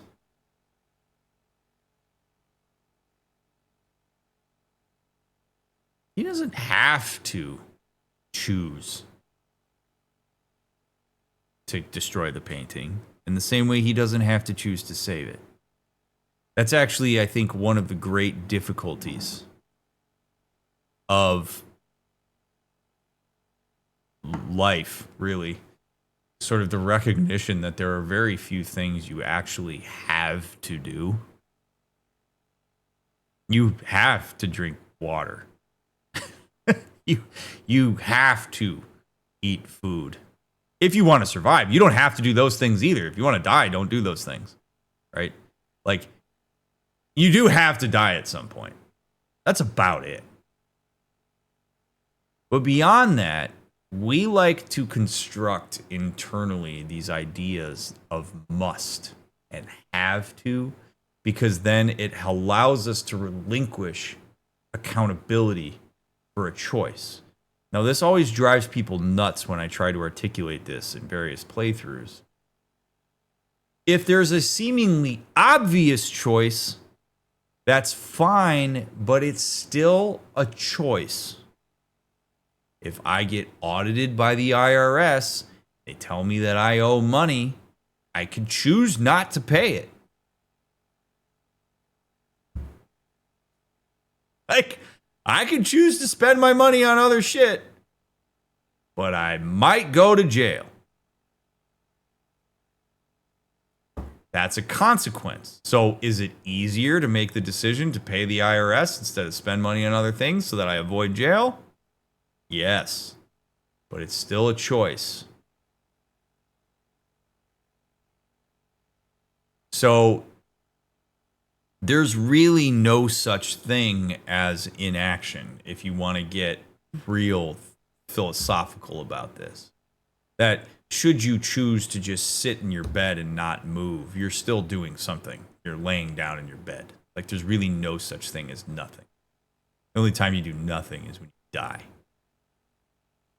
So when he says we do what we must, he is deferring accountability for what is a ridiculously, monumentally, maybe no other thing will ever compare to it, difficult choice, which is to destroy a painting that was started by his son, that holds the last vestige of him in the best interest of his family, so he believes. This would be like, I mean, think of this as if your best friend died and the only thing you had left to remind you of what your friend looked like was one picture that's left behind. It's the only picture in the entire world that exists of your friend that died. And the existence of that picture is destroying your development as a human, interpersonally, socio-emotionally, etc.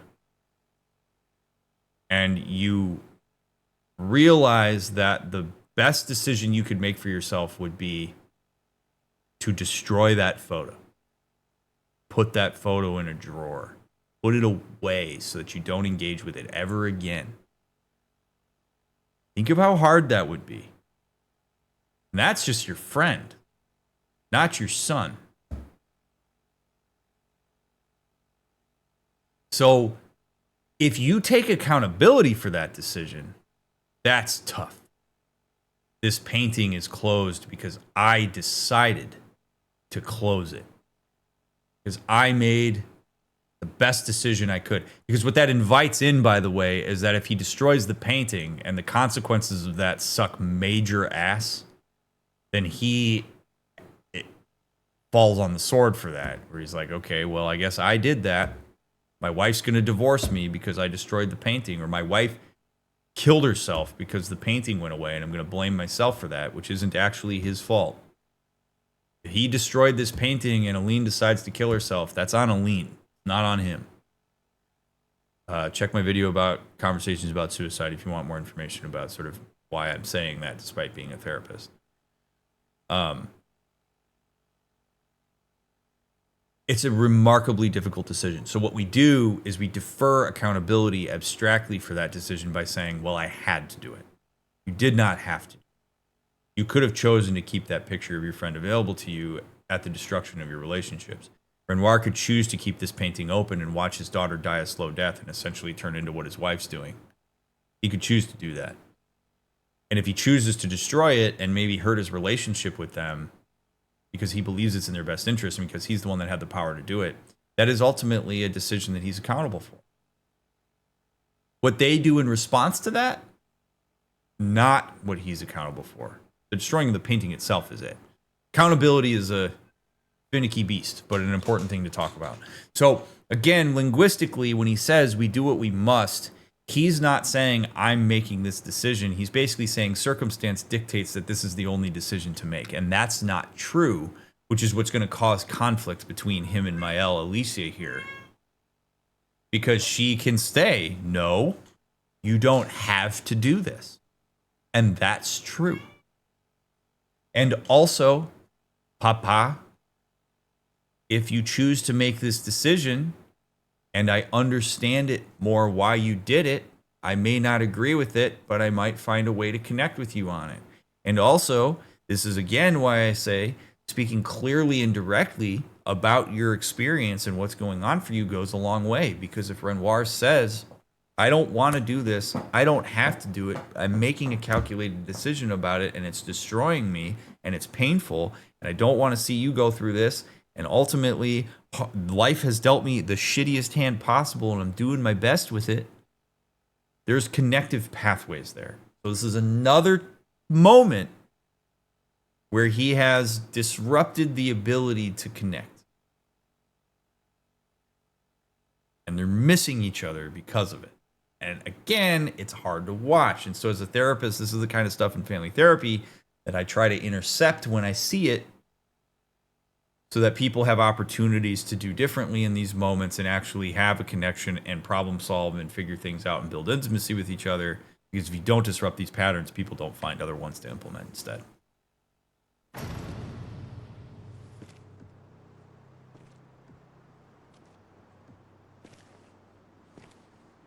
Grief often blinds us, and we make choices we can never take back. You grieve for two. I grieve for many. The choices of parents leave indelible marks upon their children. But ultimately, The voices in their head have to be their own. Yeah, it's really hard though, just so you know. Like there's a whole sort of like philosophy around the idea that is your voice ever really actually your voice, or is it just the amalgam of all the voices that contributed to what led to your voice? That's a whole thing. But the sentiment here is, I think, a good one, which is that recognizing what voice is your own versus what narratives are your own versus what narratives you're borrowing from others, and which ones are activating you versus not activating you, is a pretty important aspect of self-actualization. So you'll actually hear a lot of therapists go in that direction sometimes of like, who did you get that from? When you sit there and say really judgmental, shitty things to yourself, where did you learn that from? Because you probably didn't do it organically. And the question I like to ask, actually had a lovely conversation with the Deckards, shout out to them. A question that I shared in an interview I did with them was, when you say that shitty thing about yourself, who from your family or your system, if standing behind you, would be nodding along? That is often a really good way to figure out where you borrowed some of this from. You're like, oh man, my dad would be nodding his head when I say that I'm a total failure. It's like, well, probably who you borrowed that from. You should probably find your own voice here instead of his. You cannot set the boundaries of their life for them. It's true. Although sometimes you kind of have to as a parent.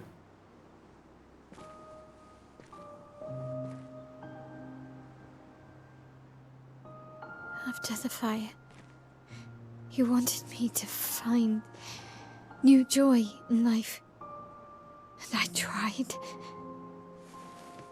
But I couldn't. Verso died because of me. How do I get from that to joy?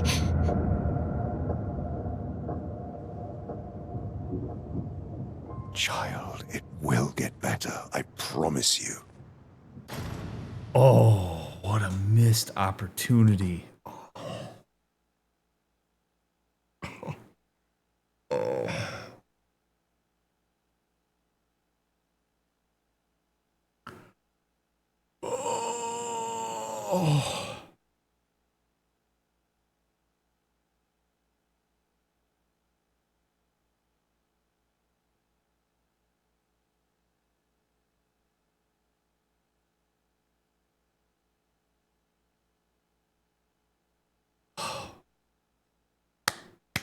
I always hold parents to a higher standard than kids. Always.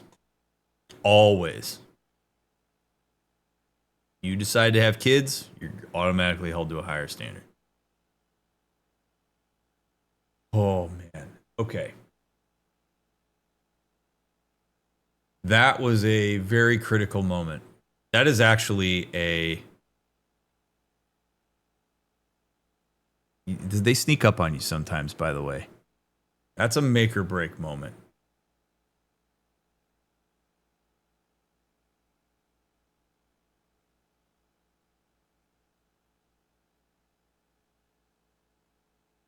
She has deeply internalized that it is her fault that Verso is dead.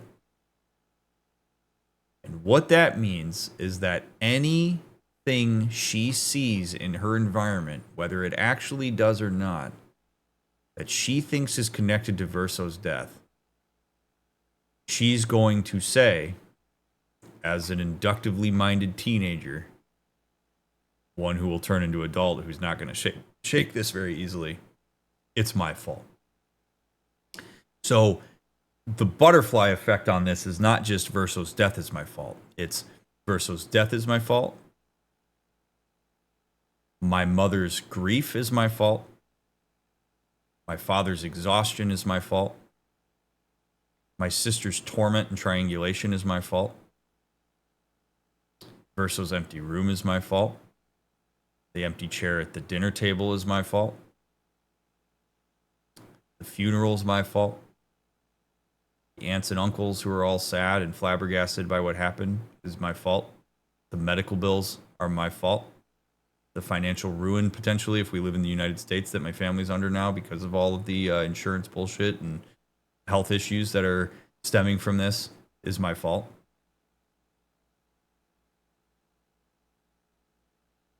How could I possibly find joy when everybody else's devastation is my fault?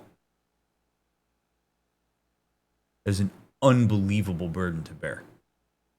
And the problem with this is that she has received, as far as we've seen, next to zero counter pressure on that narrative. The family has essentially scapegoated her.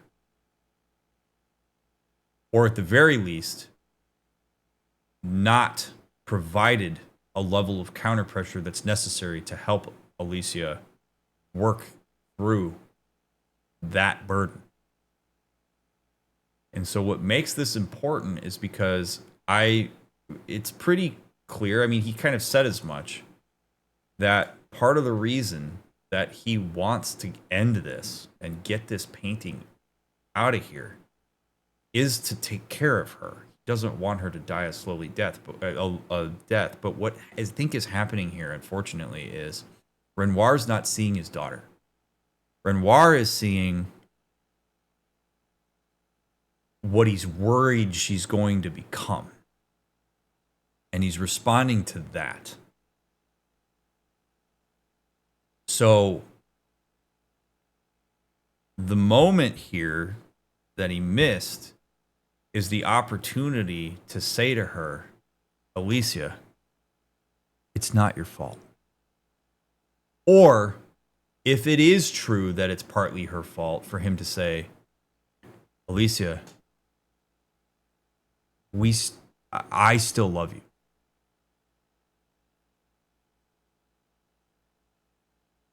And it kills me that you have created an entire identity around this idea.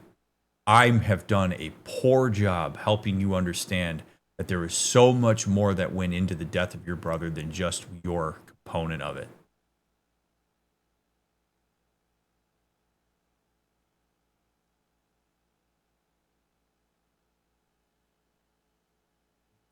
That's not who you are.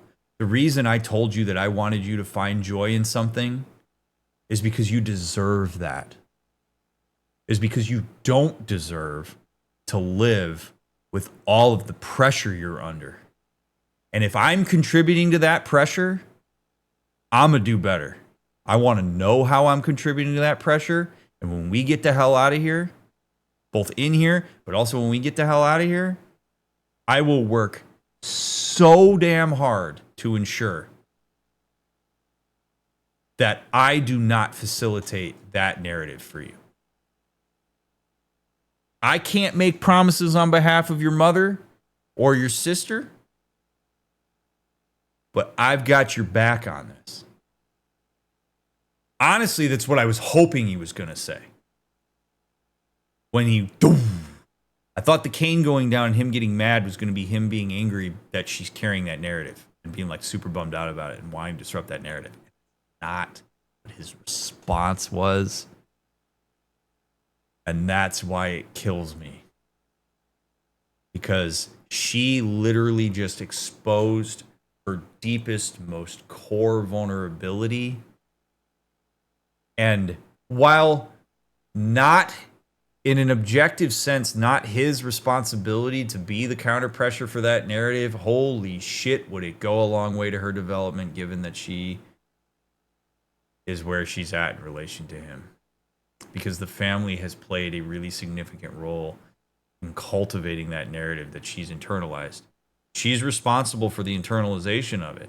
She can do this work in the absence of her family ever giving her what she wants, which I'm going to repeat for the people in the back.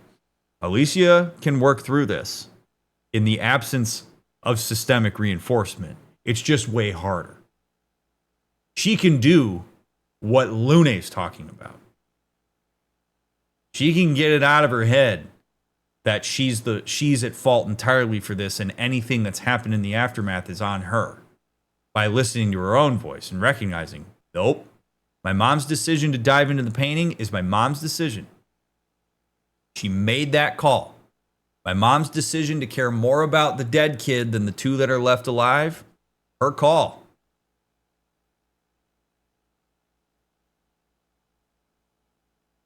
My dad chasing after my mom instead of letting her die in the painting and taking care of his remaining children, his call.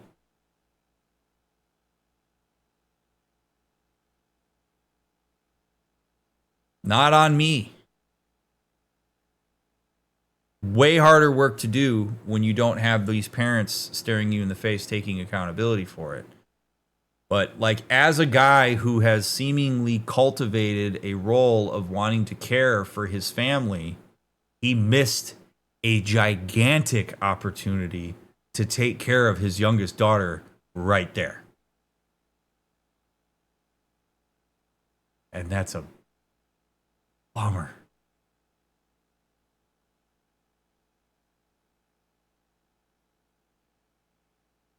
And this is absolutely a moment, if they were in family therapy, that as soon as he made that response, I would have absolutely intercepted it.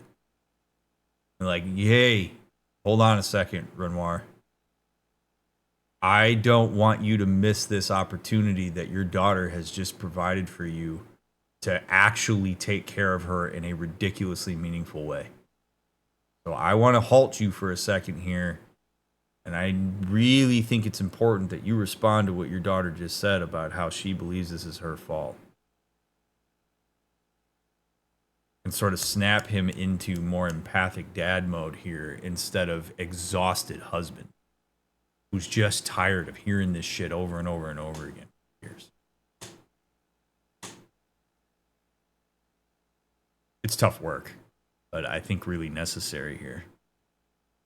What's considered systemic reinforcement in this case? All of the mechanisms that sort of like cultivate the continuity of a narrative. So if Alicia, for example, is like, this is my fault, and, you know, everybody basically goes, it kind of is, you know, or doesn't really apply any counter pressure to that narrative, that's systemic reinforcement. If she is shunned by her mother, if her sister is angry at her, if her dad is inaccessible, those are all forms of systemic reinforcement of the narrative that it's her fault. So it's a little more dicey when that narrative is not spoken directly. But when Alicia puts that on the table there and basically says, here's my core narrative that I'm orienting myself around. It's impossible for me to take care of myself when I carry this burden. I even tried. That's a big moment as a parent for you to respond.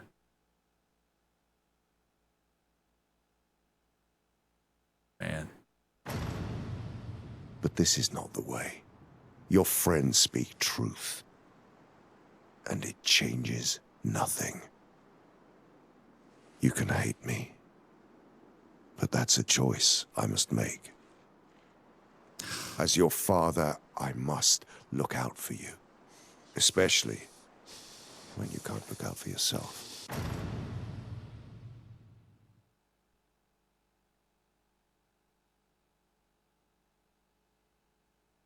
Thank God I'm doing this stream on a Friday. Because this is going to go long. Oh.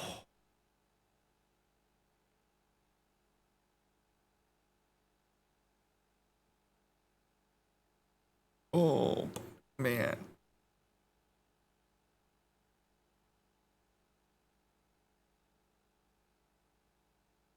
Just to be fair to Renoir, before I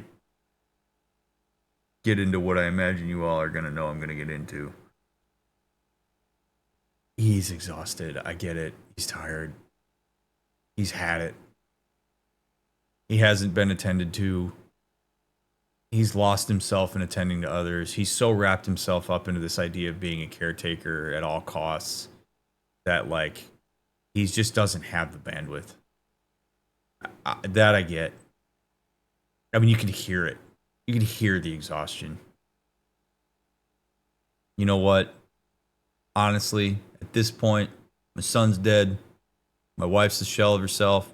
You want to hate me too? Whatever. I'm doing what I got to do to end my own exhaustion. Which is classic over Caretaker role guy. I'm just going to martyr myself until I become resentful of it, and then I'm going to make this grandiose gesture in the spirit of my own well-being that's going to just crash and burn everything around me because I'm exhausted and burnt out.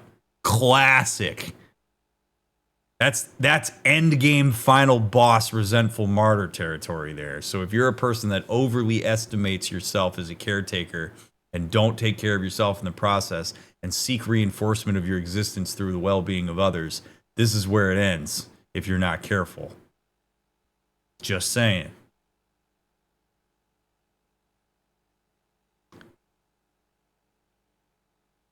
Screw it. Burn the house down. I'm buying a Ferrari. I'm going to find a hot girl in Monaco and call it a day. And I'm going to justify it to myself via all these have-tos.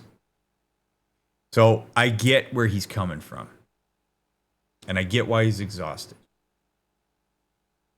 And unfortunately, this exhaustion and this really awful parent-child interaction here is predicated on the fact that the family has continued to make awful choices in the aftermath of their son's death, which I can be empathic toward. But you start to see the consequences of inefficient, maladaptive coping when stuff like this happens. I mean, I know there's people watching this that have been in a similar situation with a parent or with a loved one. Plenty. This is so relatable in so many ways, and it's just a bummer because he again is defaulting to this classic parental behavior here if you're not careful, which is I know better than you do and you're just going to have to deal with it. And sometimes that's true. Sometimes that's true. But your kids will not engage that in any kind of meaningful way if you make zero attempts to understand them. You make zero attempts to be empathic and curious and warm and work to find the connective points here. He is also assuming what taking care of her means. What good is keeping your daughter alive if her existence is going to be utterly miserable? I'm not saying that he should kill her, by the way, but what I mean is, like, think of it this way. This is the person who says, I will not pull the plug on my loved one who is in a vegetative state because I think keeping them alive is more important than their quality of life is. That's essentially the call he's making here. This is what I care about. Making a decision that's going to keep you alive longer. That's going to, do X, Y, and Z. That's what feels good for me. That's not what she needs. She needs a father who is going to attend to her emotional needs, to her vulnerabilities, who's going to build her up, who's going to advocate for her in the system. That's what she needs. I'll bet you anything that if she knew that that was airtight and that that was available to her outside the painting, she might have a different opinion about what needs to happen here. Part of what makes this so hard is because she's getting that from the people in the painting. She's getting the thing, the one thing that her father does not seem willing to relinquish to her right now from all the people in the painting. And so if you destroy this painting, you are destroying the thing that I need. I don't need my brother back. I realize he's gone. I don't need to live till I'm 58 years old. I don't need any of that shit. I need the recognition from you that I'm still lovable, that I'm still cared for, that I still matter to you. that I'm not a monster in your eyes. That's what I need. That's what these people see. So I can totally understand why she wants to keep this around. And not having that assurance puts his position at a severe disadvantage. And this would be the moment to communicate that to her. And he's not doing it. He's just, I'm tired of it and I know better than you. So you're just going to have to deal with it. And if that means you hate me, whatever. Which, that message in and of itself is not great. As I think, some kids would like to hear, I'd be devastated if you hated me because I care so deeply about you.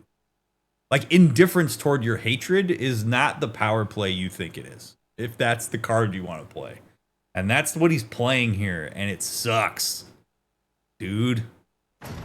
You treat me as if I'm still 5. I treat you as if the shadow from the worst day of our lives is going to suffocate you and take you from us too!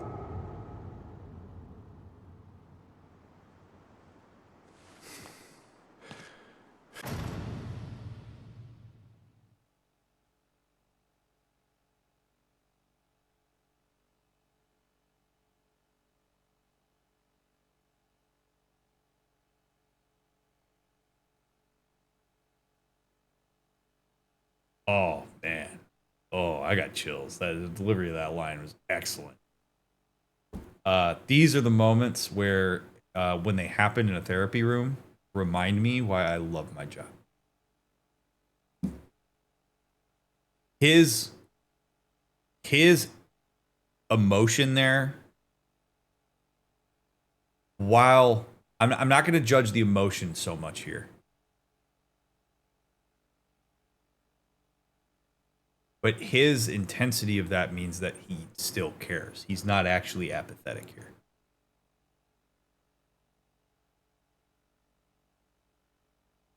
That has been sitting in there for a long time. Which is where this criticism is going to come from. When you hold on to this, and you don't speak it directly, and you don't get in there in a vulnerable way, and you continuously avoid, it comes out, but it doesn't come out the way you want it to. It doesn't come out in a productive way.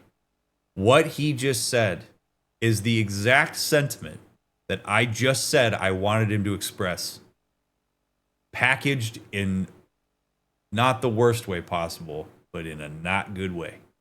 Comes out as an emotional, angry outburst. The process itself is not great.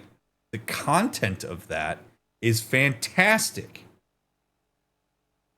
I don't want to lose another kid because I lost one already.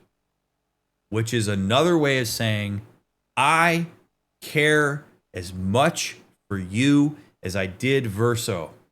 And I want to cultivate that. I want you around. I want a quality, meaningful relationship with you. I'm terrified of losing you. In the same way I lost my son, and I would grieve it just as hard, if not harder. How amazing would it be for her to hear it like that? But because it's bottled, because he's got all this other shit going on, because he thinks he's supposed to take care of everybody else, because his prime directive is to do X, Y, and Z, it takes until he's pushed via vulnerability to blow it out that way, where he almost sounds, he's like angry about the fact that that's the case. And that sucks, because for like the 5th fucking time in this interaction, a potentially profound connective piece is lost by the process.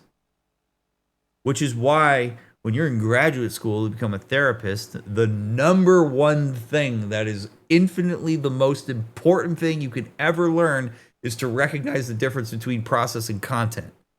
Because as therapists, it's our job to disrupt process, not content. Content delivery is more important than content. The patterns and the context that it's nested within is more important than the actual thing that's said. And so Renoir has such an important thing here that he's trying to express, and he's doing it in a way that's not going to land. And it's partly because of the moment, and it's partly because he's been bottling it up. He hasn't, or he has expressed this, and it hasn't been heard because everybody else is up in their own heads and their own shit about all of this. Because the family is not collectively attending to this as a unit.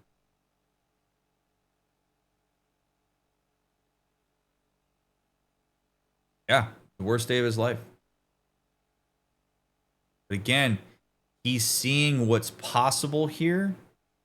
His brain is in anticipatory mode. I've seen what can happen. I now know that one of my kids can die. That's sort of one of the ultimate traumas, by the way. Like, as a parent, you sort of like, you know, in the back of your head, I think I talked about this. You kind of know in the back of your head your kid could die, but generally you don't really engage that thought unless anxiety is something that's very overwhelming for you. But this brought that to the forefront. This made that possibility absolutely a thing. And so now the brain goes, well, if it's possible for Verso to die, possible for Clea to die, possible for Alicia to die. Now, I'm a caretaker. My role is to make sure bad things don't happen to my kid, and I'm a failure for my son, so I'm going to be a success for my daughters, and I'm going to overcompensate as a result of that. Now I'm going to do all these assumptions and blah, blah, blah, and I'm going to ultimately miss the mark and make it feel like it's her fault instead of attending to what's going on in the moment. Bummer.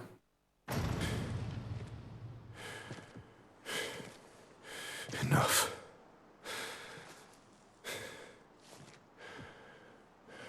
I said enough. Enough what?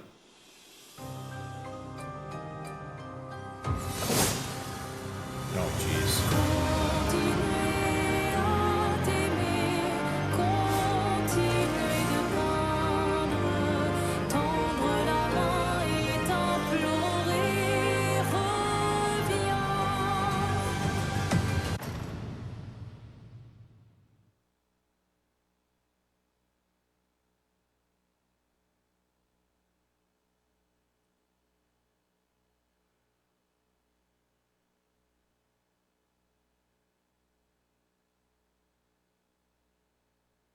He either knows what she's fighting for and empathizes with it in a way that's too hard for him to like really get there, or he really truly doesn't understand where she's coming from.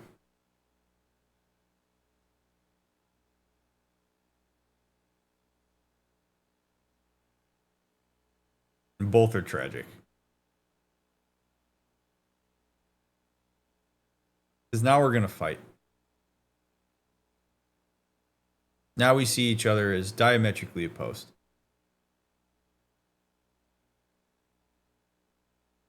Which you're not.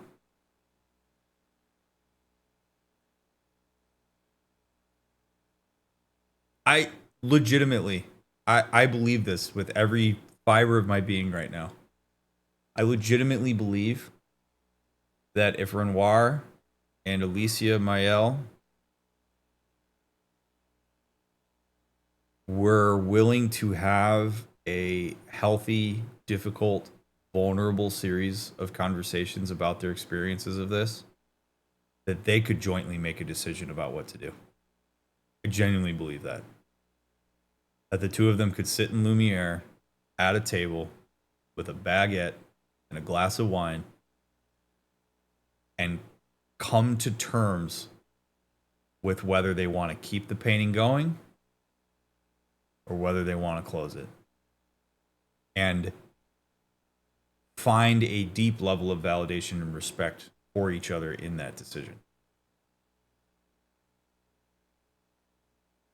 I don't think they are actually as opposed as they both believe that they are, but they're pigeonholing or they're foxholing themselves here through ineffective communication, through a lack of curiosity. Curiosity, which has to start with him. He's the parent. It has to start with him. But it's a pathway that they could both get to. It sucks, man. The other issue, though, I think, with like Lune and all of them, is I do think that he runs the same issue, which is that if Renoir starts to empathize with the people in the painting, it makes that decision a bit harder. So I think in some ways there's a bit of an emotional close off here, because if I'm going to make this, if I'm going to close this painting, I know that I'm going to destroy everything that's in it, and I don't want to be close to that, because now it's, again, it's on my hands that I've done that. And now I got to live with that. So if I can just sort of see these as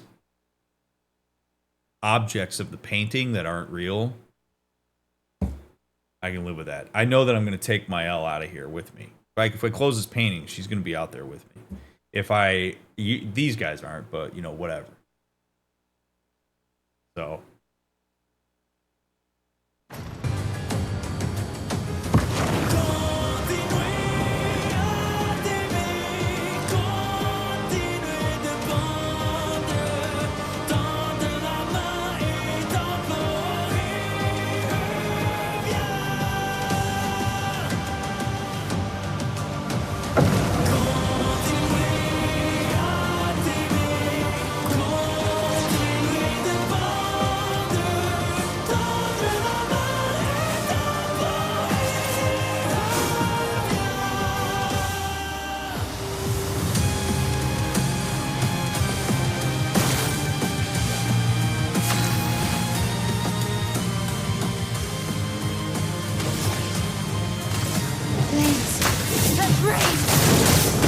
A storm is coming.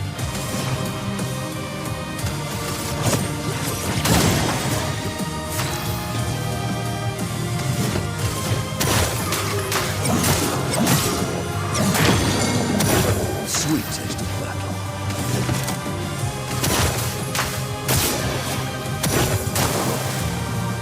Danger! Seren rescues Renoir.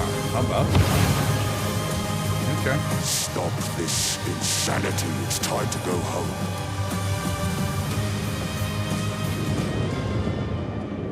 Ooh, that's a problem too. This is not insanity. Insanity would suggest that this is not well thought out, that it's just all over the place. There's no actual logical there's like that. It's just free association out of nowhere that you could never make sense of if you didn't want to. This is not insanity. This is his articulation of that is a product of the way that he has split the narrative. I am lucid. If I'm the one who is lucid and rational, any counter argument to what it is that I'm trying to accomplish must be insane.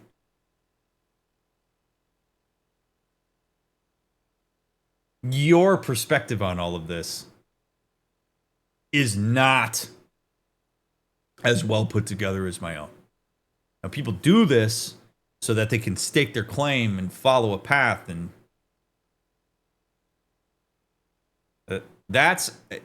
you get so much insight into people's experiences and perspectives via the language that they use. Stop this insanity. Let's go home.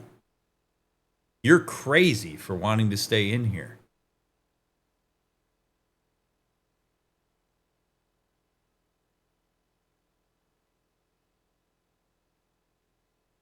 So what? You're going to get out of the painting? Your daughter's going to be like, you were a dick in there, dude. And again, if ultimately it's the best decision, he's the one that gets to make it, and he pulls her out of that painting and she does hate him, then if he's really going to put his money where his mouth is that he's doing this for her, then he's going to have to do whatever work it takes to rebuild her trust and make her feel seen. And if that means she needs space away from him for a long time, that may be it. But this isn't insanity. Not even close. He's not insane either. There's not really a dichotomy here. Both perspectives on this make total sense. And that's the thing, right? Is like, I say this all the time in sessions, particularly with couples. I can get there on both of your perspectives, which is why you're at an impasse. Because to each of you, your perspective makes sense. And as an outsider who is curious and interested in engaging what your thought process is, I can get there for both of you. Totally understand where you're coming from. Totally understand where you're coming from.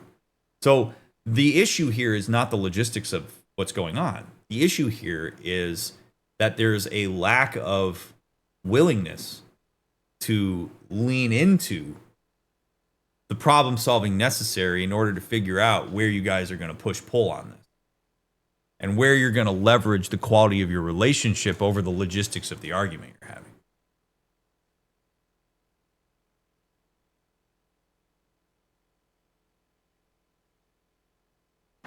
I do love a challenge, but this is beginning to irk me.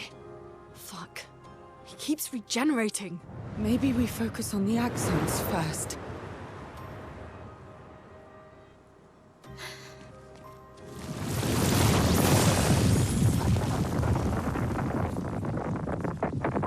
No, she can't.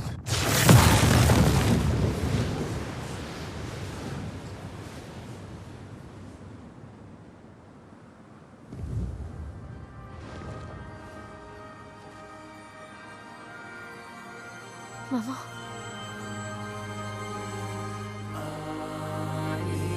Whoa. You're going to kill yourself. It's too soon for you to return to any canvas.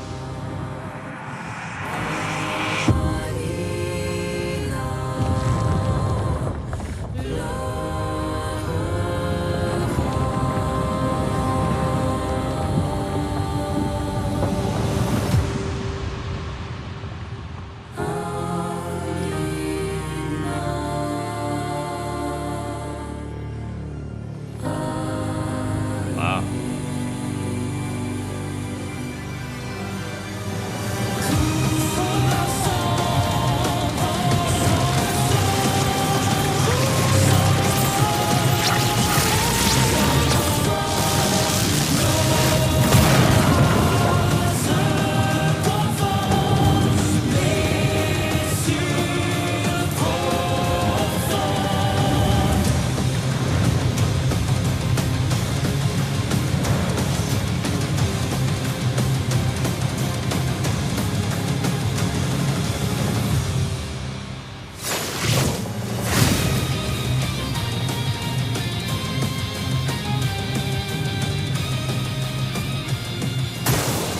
Ready to pound.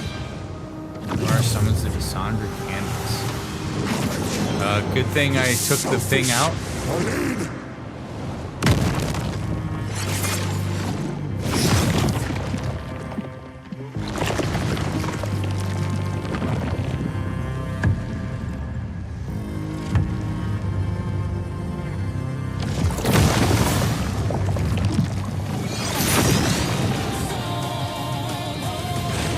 A storm is coming.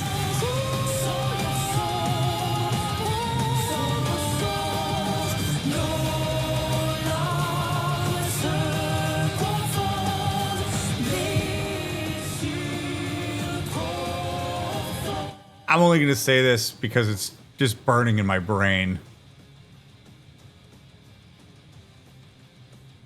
I don't really love the like vibe right now. It doesn't really match the heaviness of what this is, in my opinion. Like, this is a really like seminal, depressing, important, heavy moment, and we've got like anime fast beat metal music and stuff playing. It doesn't square up for me. I don't know. It's just weird. It's kind of dissonant to like my entire experience of what's happening here. I get that it's a video game and whatever, but it's just like,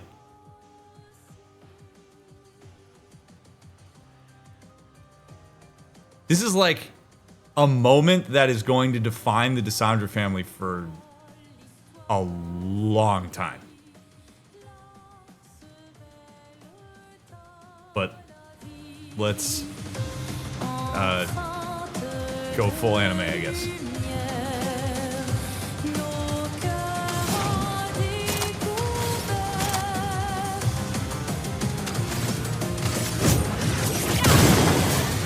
Sweet taste of battle. I'm ready.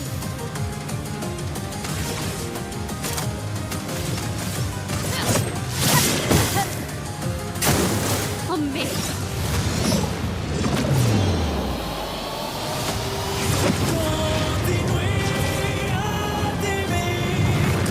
Ali, look at Alicia. She can't be here.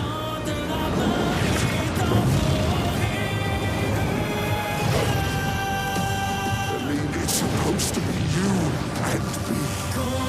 You against me? Go home, Renoir. Go paint something else. Why am I the only one who sees this?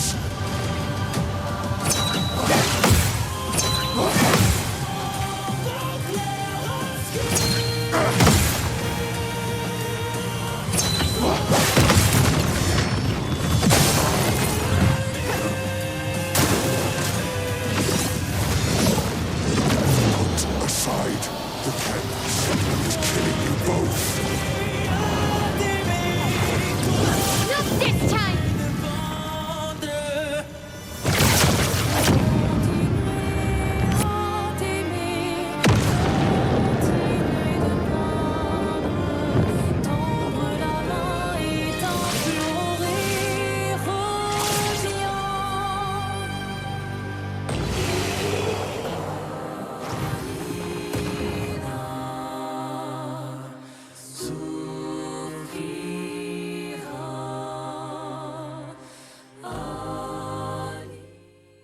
The sentiment that Renoir is expressing there,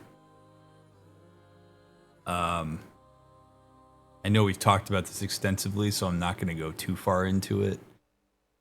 But that is a all too common pain that spouses or, you know, non-married parents will experience sometimes in the death of a child. We talked about how parents silo. I mean, you can hear the pain. Absolutely hear the pain. You have one parent who wants to acknowledge the reality of the situation, and you have another parent who wants to lose herself in denial. We could make an argument that Renoir is sort of losing himself in caretaking, and he's, unfortunately, in his desire to caretake, he is forgetting to actually learn and understand the ways that he can take care of his family.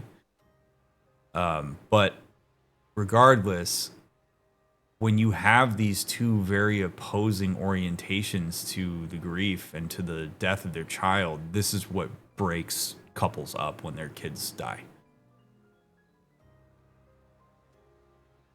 I said this when we talked about the paintress. It's an unfathomably difficult thing to endure. It is the type of thing that if you've never been a parent that's lost a kid, you will have close approximations. It's not the grief Olympics. We don't have to compare. But it is an unfathomable amount of pain that people have no template for how to endure. The only way you have a template for how to endure the death of a child is if you've already had a child die. And even that doesn't really help. And so this sentiment of like, it's supposed to be you and me, not you versus me, is a plea that sometimes you'll hear when people get so wrapped up in their emotion and their maladaptive coping skills that they lose a presence in the moment. Acknowledging the reality of your dead child is so hard. So his pain there is real, man. I feel it. Aline too. I mean, Aline is so cost sunk into this at this point too that it's just brutal. I mean, the idea that she gets out of here and deals with the reality of it too. I mean, look how old she looked when she came in.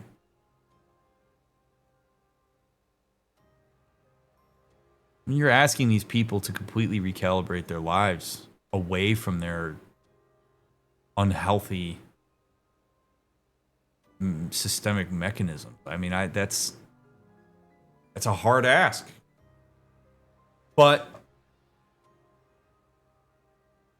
you got kids involved. You didn't have other kids. Divorce, call it a day, move apart. Know that you had that shared experience if that's what you need. A little difficult when you have two others you got to take care of.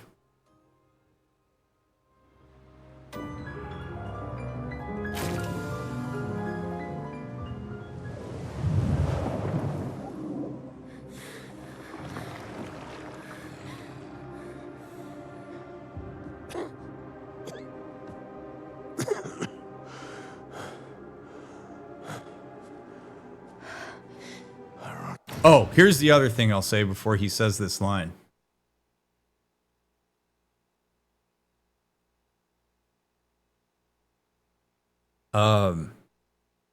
Renoir could also just save himself. He could decide painting's not for me.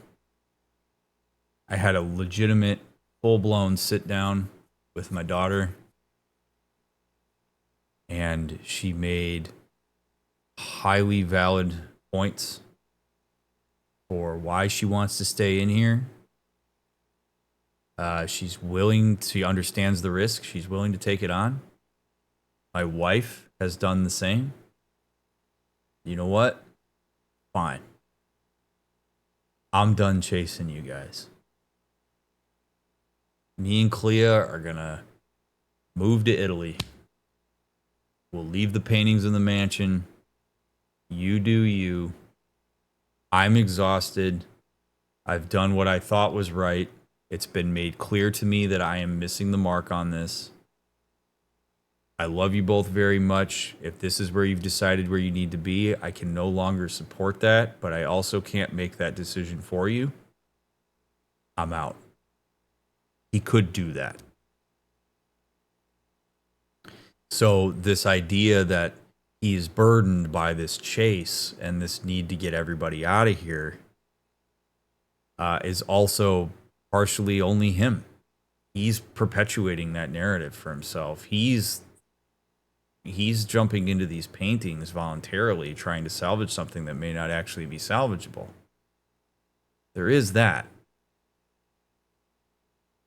So I think that's part of what makes this difficult for me too, to like kind of fully get on board with what he's trying to do to Alicia and stuff, is like, she's telling him, I don't want to be out there. And okay, fine. If I die in 10 years, but I have a really high quality of life for 10 years in this painting, I'm willing to assume the risks on that.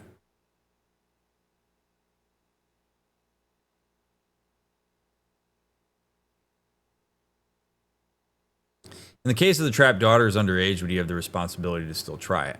He has. He has.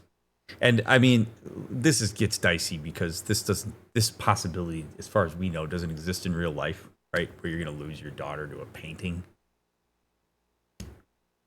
But Alicia being, 16 and being of sound mind and body on this, maybe there's a workable reality where this happens, or maybe they figure out a way where she can revisit the painting periodically with him in a meaningful way, or whatever, right? Like there's ways to navigate this. And I think the part of the problem for Renoir is he talks about a lot of these things being inevitabilities. And like, that's not necessarily true.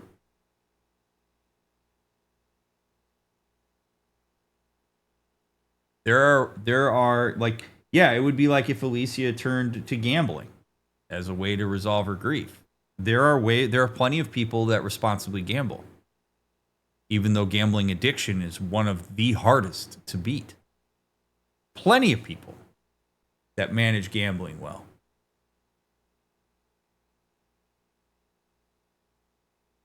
So, yeah, he can make a decision on her behalf. That's difficult. I'm just saying that, like, in this case, maybe he pulls her out of here, but maybe he doesn't have to pull Aline out. Maybe he has to grieve the loss of his wife. Maybe there's a reality where he can work this with Alicia, or maybe he has to pull her out and he says, you know what? As your parent, this is a decision I made. You hate me for the rest of your life. I understand, and I can stand by that decision, but at least I made the effort to understand you, and that's the problem, is he's not making the curious effort that he needs to make in order to make that hard decision more palatable. That's the key component of this entire thing. And as a parent, if you have to make a tough decision that your kid's not going to like, at the very least engage them in a meaningful way around it. Instead of going, well, I'm the parent and I know better and it's my job to take care of you and you just have to deal with it. That doesn't land. It just doesn't land with teenagers. You got to do the extra work to get in there and connect with them. It's not doing that. It's a bummer. Your mother was the one who saved me when I lost myself in a canvas. Oh.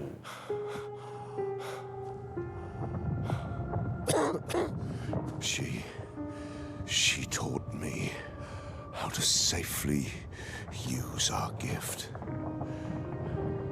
How to soar without flying too close to the sun.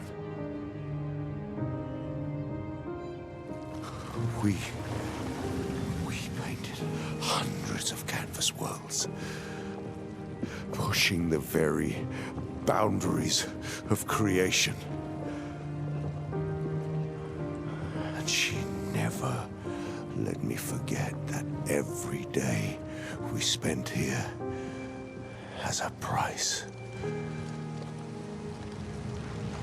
Yeah, and then her son died.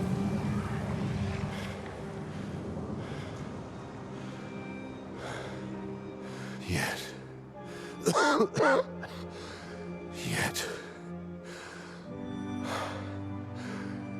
here we are now. So trust her. If she's doing this, then... I trust what she taught me. This is not a game.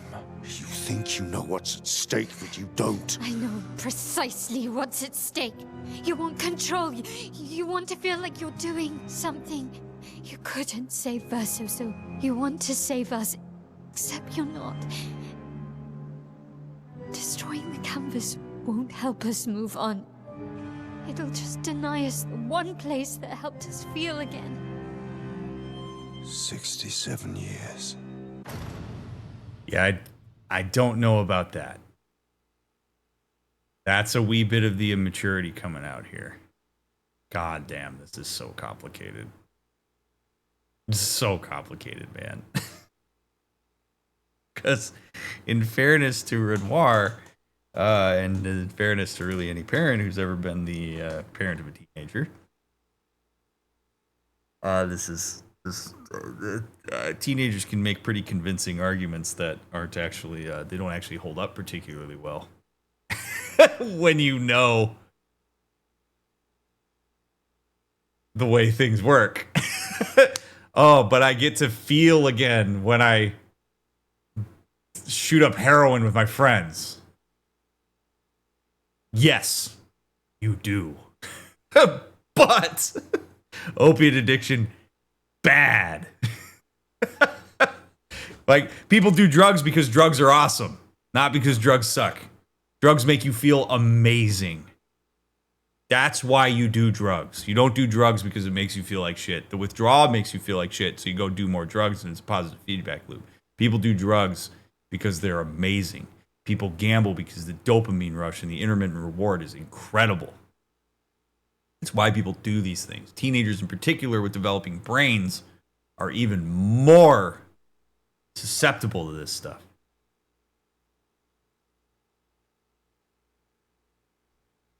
So please Alicia, tell me about how awesome methamphetamine is. I understand that. But, here's the real rubber meets the road of this. The reason that she's seeking it in the painting is because it's not accessible outside of it. The reason she believes that the painting is the only space where anybody feels anything is because nobody is allowing it to exist outside of the painting. It tells you everything you need to know about what her needs are, which is what I was talking about earlier. She needs the emotion. She needs the presence. She wants to know. And she needs more than just the hatred and the vitriol. She needs a space to feel. She doesn't get any of it. Because when she expresses what she feels, everybody looks at her like it's her fucking fault. You don't get to be sad. You did it. Instead of, yeah, goddamn. You got feelings too. And I'm going to use an example that's not related directly to this, but the process is the same, which is this is how affair works. Affair work works. People have infidelity in their relationship post-affair. It's not just about the person who was the victim of the cheating. At some point in that work, the person who was cheated on also has to hear out the reasoning for why the person they're with cheated. I didn't feel close to you. We stopped having meaningful conversations. You didn't seem to express any kind of physical interest in me for a long time, despite my initiations of it.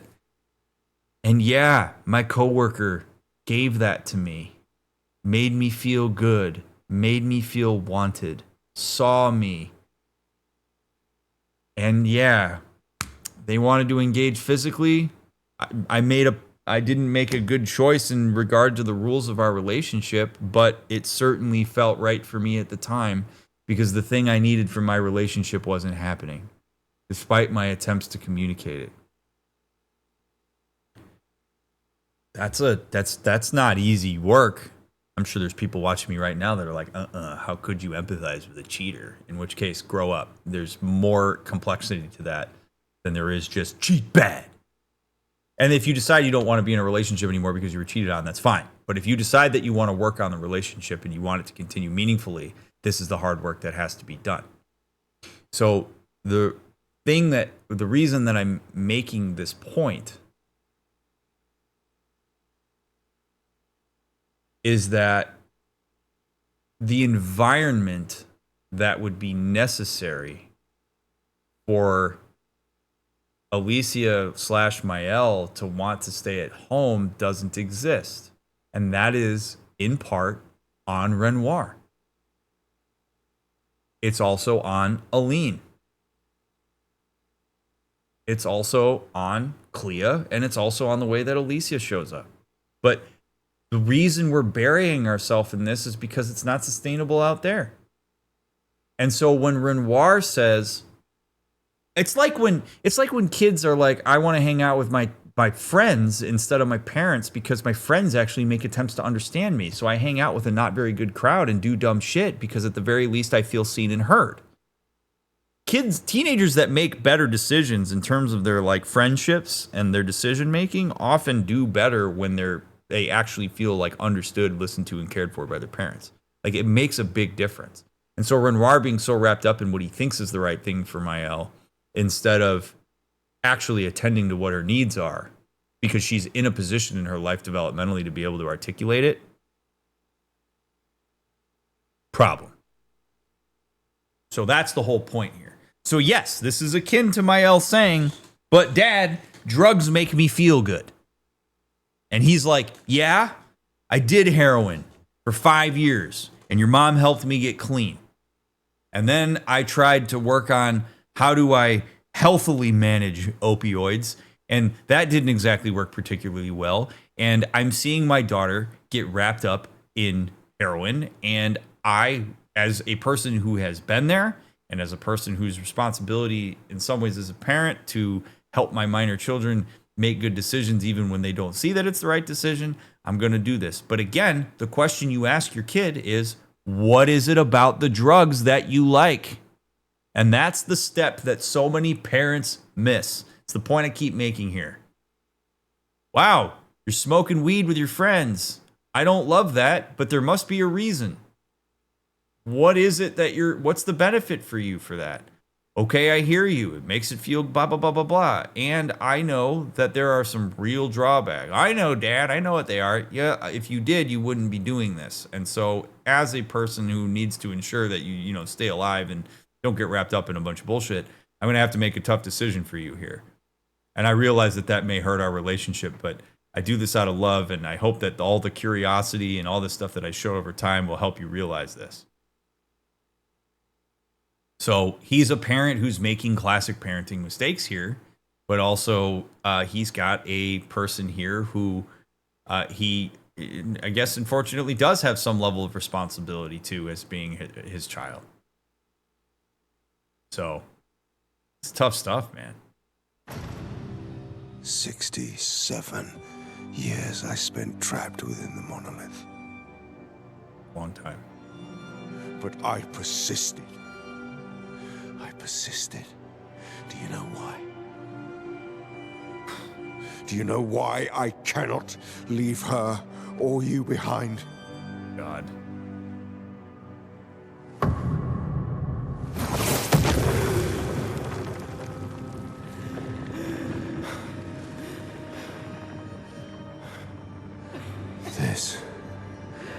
This is what I see every day. I cannot spend another day with living corpses. Since the fire, our family has crumbled. Aline in the canvas. Clair fighting a solitary war. You, a living ghost. Verso's death broke us. Want it to be fixed. I need it to be fixed.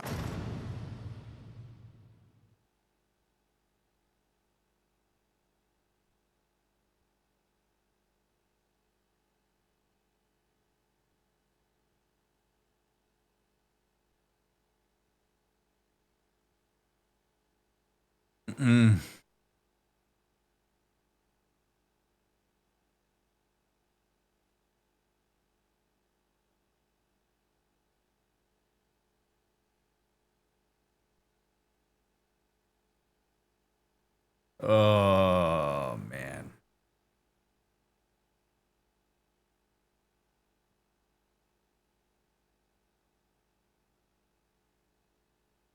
Everybody has a plan until they get punched in the mouth.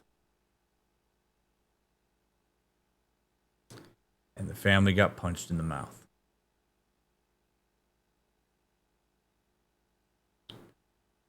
And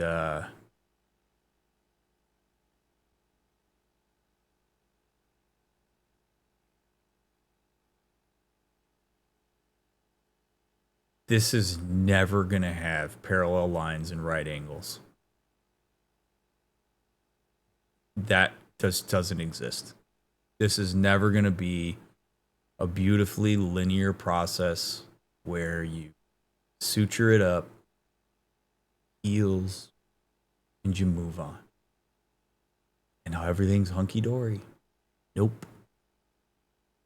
It's not fair. It's not. I wouldn't wish this on anybody. And unfortunately, it happens. And the way that people respond to it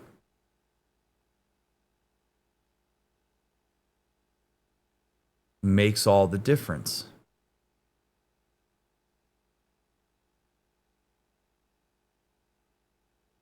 And it starts with the parents. It starts with the adults in the room. Now, the biggest issue here is that the kids that are still alive need attention from their parents, and they can provide that, and you have to provide that while you're in pain. That is just it's an unfair proposition, but that's where you got to go. I said my piece about this back when we were on the tower.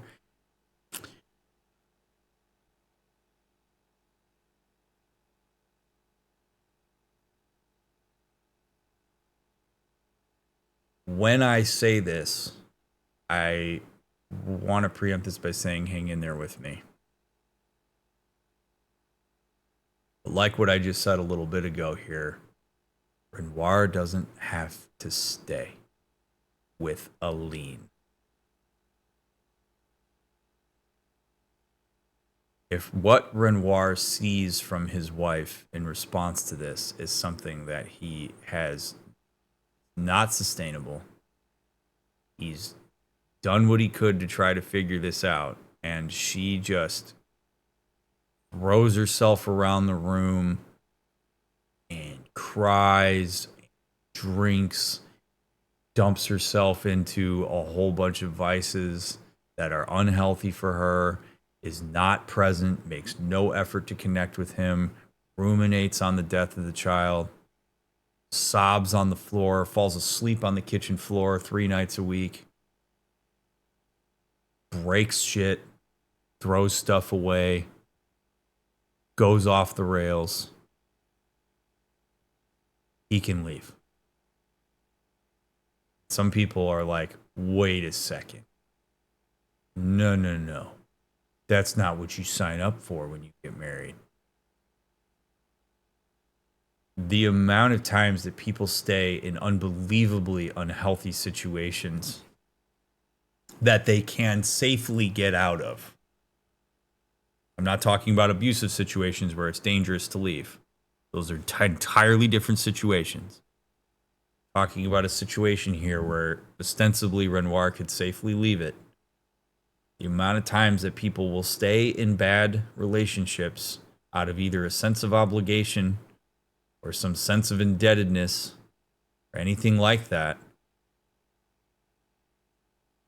rather than leave because it's actually in their own best interest of self-preservation, is astounding. It would blow your mind how many times people will say, I never thought that I could ever go that far. Now, what does that mean for his minor children? There are courts to sort things like that out. If Renoir believes that Aline is of danger to her daughter because she's neglectful in her grief and puts her in a dangerous situation, you take your minor child with you. And when Aline tries to, gets pissed about that or makes the effort to try to share custody, she doesn't have a very strong foot to stand on here. These are the real life hard decisions that parents have to make sometimes with their children. Sometimes leaving your relationship is better and more healthy for your children than staying in it. Parents who say, I'm going to let this be a dog shit relationship until my kids are 18 and then we'll let it go. Unless you do a really good job hiding that, your kids know. And leaving a highly conflictual relationship is often better in terms of outcomes for your kids than staying in it is. Leaving a non-conflictual relationship that doesn't overtly look like it's problematic can have pretty adverse effects on your kids. But ultimately, if that's what Aline is doing right now,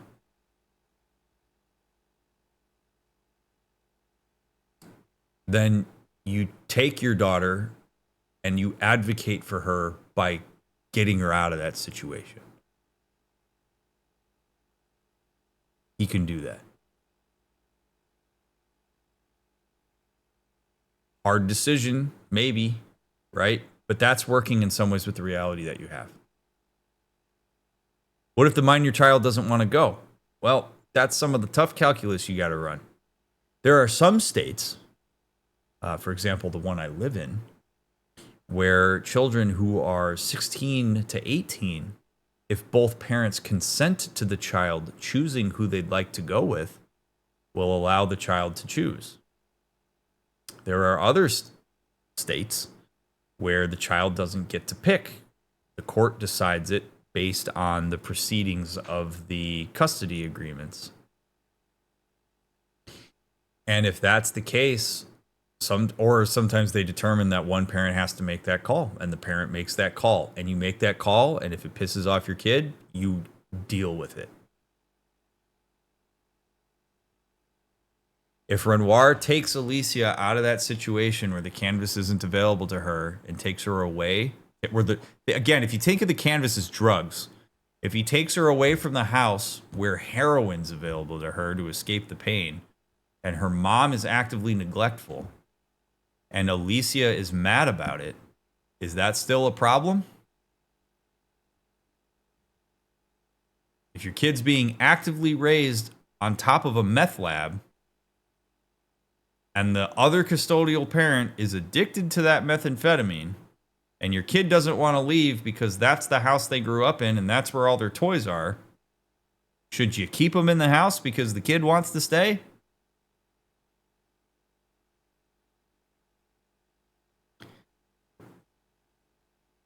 Again, this is why the way that I contextualize this is to say, these are not parallel lines and right edges.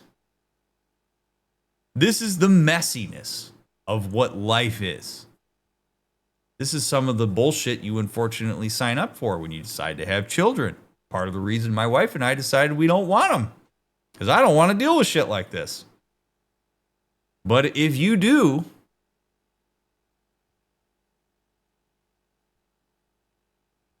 this is some of the stuff that can happen. So you make the best decisions that you can make as a parent with minor children that you can. And sometimes it means your kids have to be mad at you. I've said this to parents before. You know what? You probably won't get a thank you until your kid's 28 years old and been in therapy themselves and lived life a little.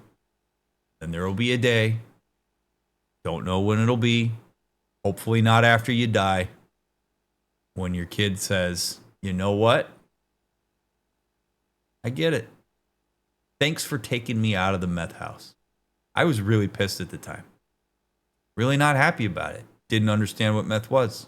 Didn't love going away from my mom.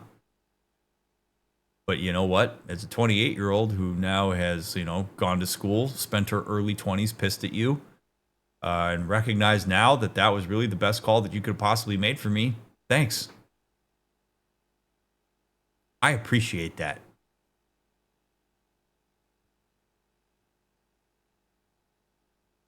Kids don't drive the bus. You can be curious with them. Again, try to understand them, help forge their own decision making, all of that stuff. Deeply important to do. Deeply important to do. But ultimately, when you have a minor child whose brain is not developmentally there yet, a 16-year-old brain is not a 26-year-old brain.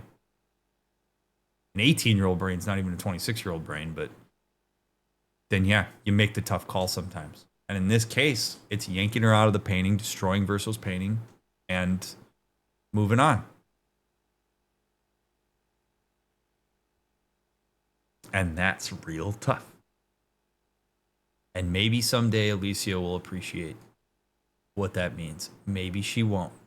And if he can sleep at night knowing that that was, as her parent, that I know was the best decision that I could make with the information I had at the time, then you can deal with it.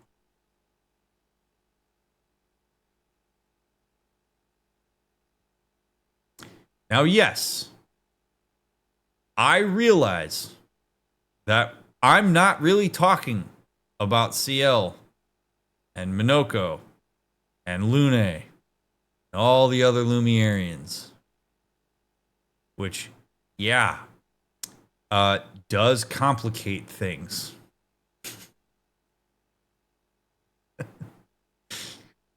Because as far as we can tell, highly sentient, aware people exist now because of your shit. You and all of your nearsightedness about your family's issues unfortunately created an entire colony of actual people who live and breathe and think and feel. So do you do the ultimate gamage because you can justify it as being creations that are the byproduct? And you just told us you knew what you were fucking around with. You knew what the implications of this are, and you made bad decisions because you just needed to see your son's face again.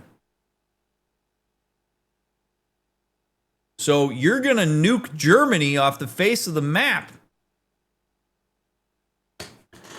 because you couldn't get your family shit figured out, and now you gotta make a decision for your daughter.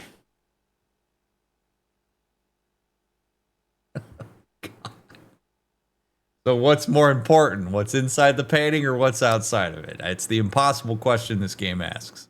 I cannot lose you too. You already have. See, that's Yeah. how I feel about them. I can't lose them either.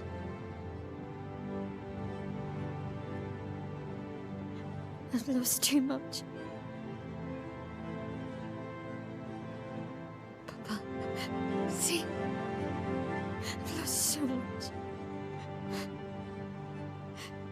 We both lost so much.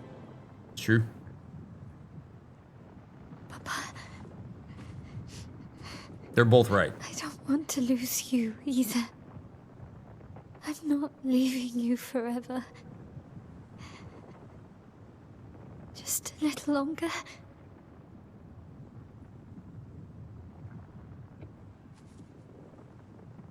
I want to trust you, but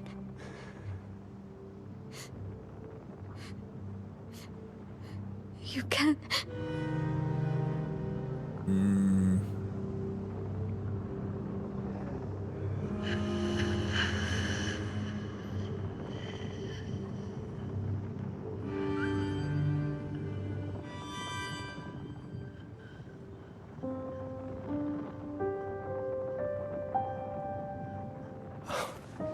keep the light on for you. Wow. I hope you find peace.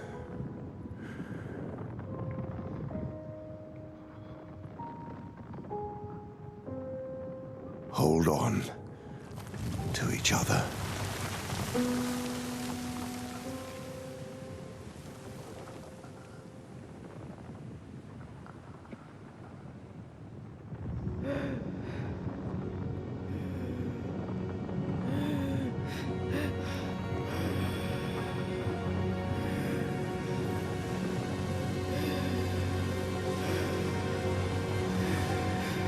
Verso! I'm sorry.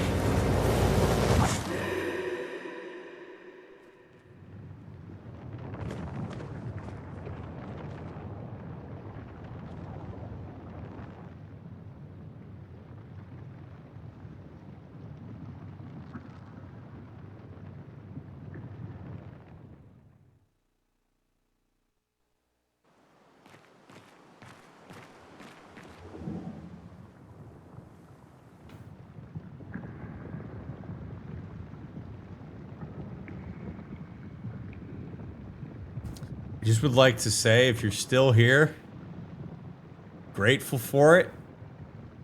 I know that it's a very long episode.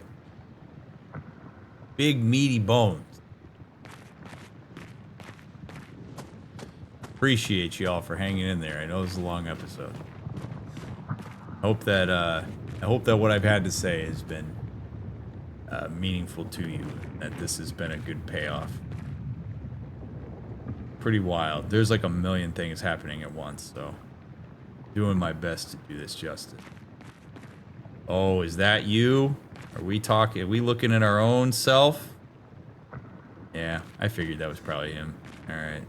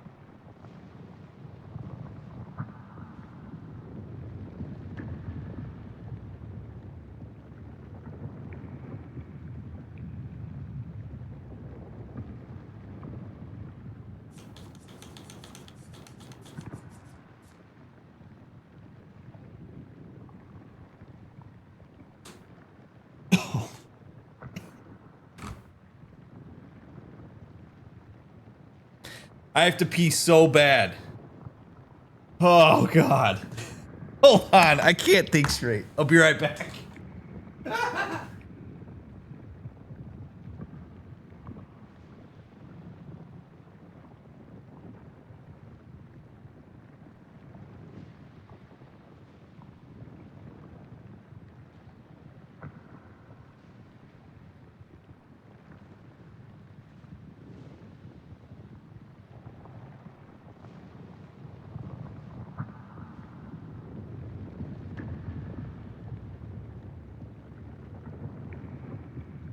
Oh my God. Okay.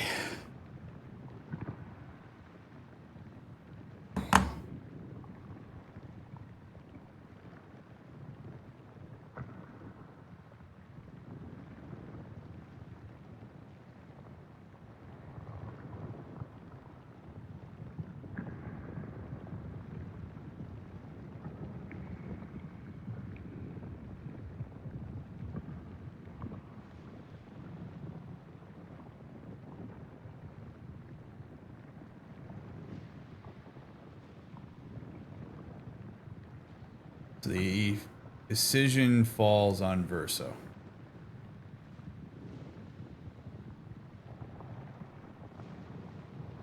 But not really.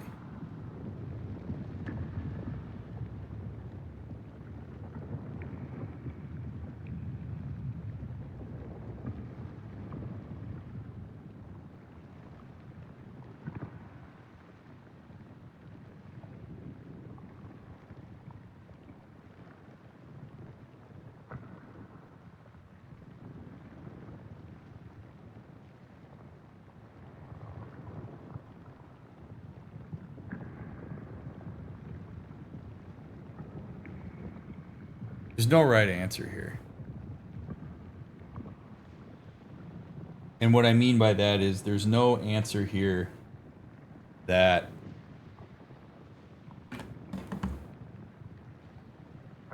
makes it so that everything is satisfactory.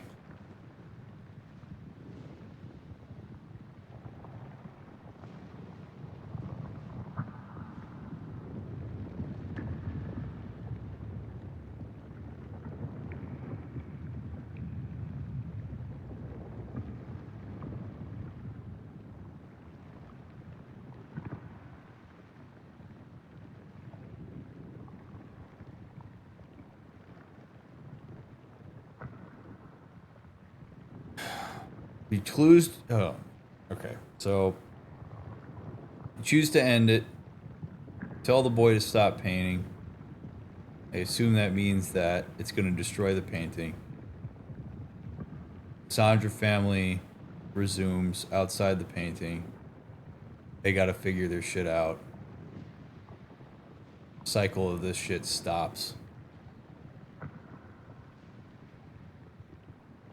But probably not. Find other vices.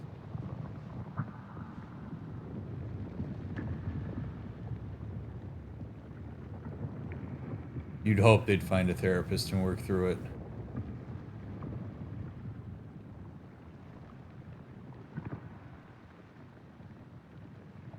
keep the painting open,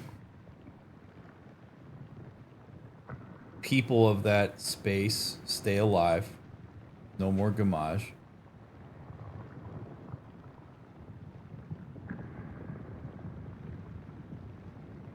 You run the risk of Aline continuously popping in. Renoir probably doesn't anymore.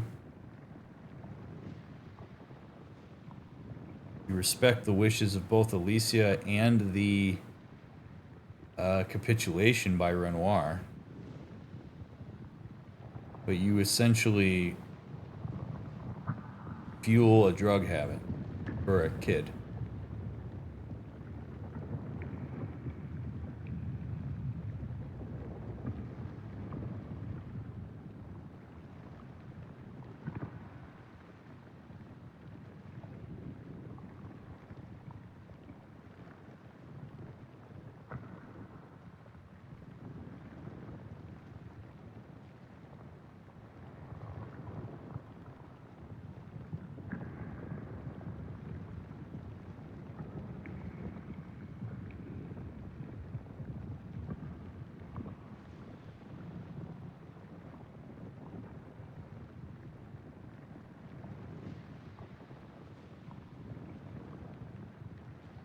This is one of the harder video games. Well, I had a gut reaction. But I'm not entirely sure whether I want to chase the gut reaction or if I need to apply more analysis to it.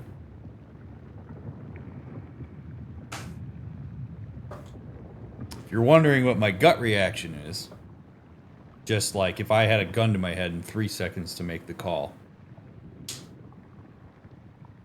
I would leave and go back into the painting and preserve the painting.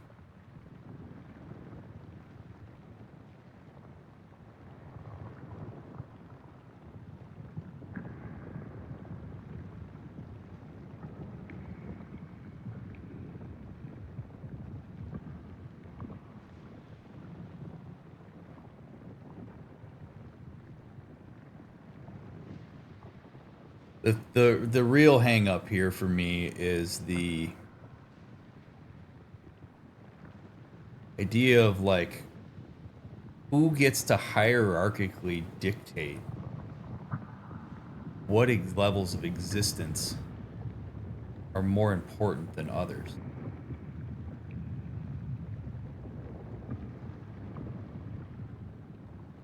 If I create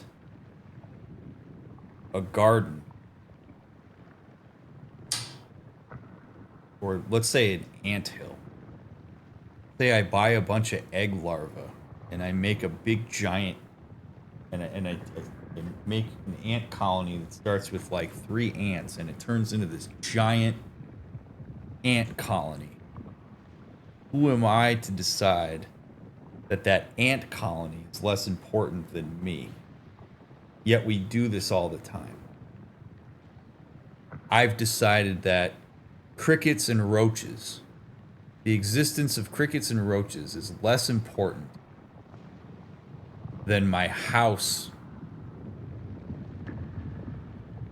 being bug-free.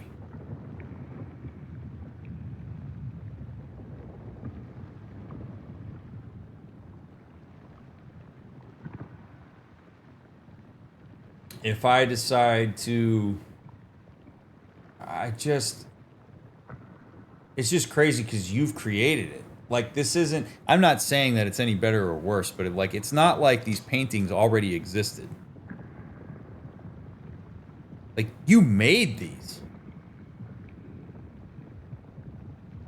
You actively decided to paint this space. And so, like, does that give you the right to nuke it from orbit? Is it more right to destroy my ant farm than to go out in a rainforest and destroy a naturally occurring ant colony? Do I have more entitlement to it because I was the genesis of it? Or if it becomes its own living, breathing thing, do I no longer get to make the call? And I'm talking about ants. Not even humans.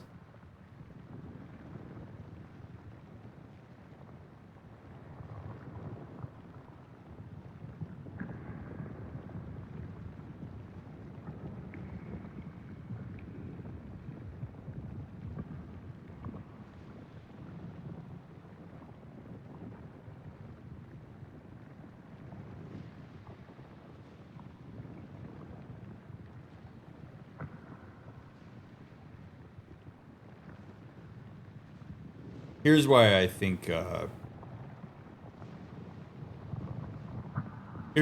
my gut reaction is to keep the painting open, and I'm having a hard time talking myself out of it. I mean, it's just so complicated. All right, so if we take all parties into account here, and I think about this purely in the form of accountability, if we leave the painting open, Renoir has decided to leave, which for all intents and purposes means that Renoir has done the thing that I was mentioning earlier, which is, all right, fine, I'm done dealing with this shit. I'll deal with whatever's outside of there, but I can't keep jumping in here, and I'm done. Perfectly his right. Alicia gets to follow through on her own decision that she thinks this is what's best for her and wants her parent to trust her. And I do believe that there are moments as a parent where you do have to let your kids fuck up. Like, you do have to let your kids make stupid decisions and see what the natural consequence is. You can't run interference on everything they do. You can do your best to educate them, help them understand, etc. But at some point, if your kid's gonna make a stupid decision, there's only so much you can do about it, and you sort of cover your tracks and do your best. And so if Renoir is like, all right, fine, I'm gonna salvage my relationship with you by trusting that you know best, and but I'm not gonna also be party to it. You're gonna deal with the consequences of this. I'll emancipate your ass if you can emancipate your ass if you really need to, in order to do this. Then, fine. Obviously, Lune and Ciel and Minoko have their stake in this, like all the other Lumerians, is for the painting to stay alive because their existence is predicated on it. I don't love the idea of Nevada or Las Vegas being nuked because two governors don't get along and they're grieving and decide that they'll just destroy Vegas, even though I'm here and have my own things that I care about. So I could empathize with them for sure.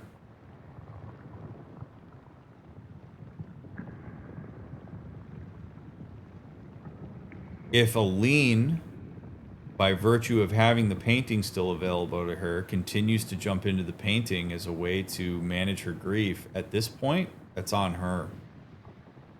Renoir's done what he can.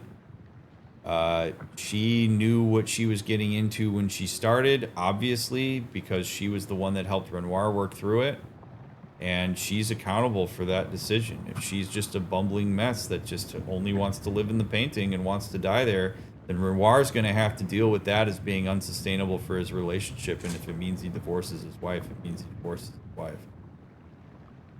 You know, or separates from him or whatever. He sort of has to deal with the reality of it. I just think there's a lot of reality that is going to have to be managed. And it's interesting to me in some ways that reality almost is more manageable by keeping the painting around. That, like, destroying the painting almost is a setback.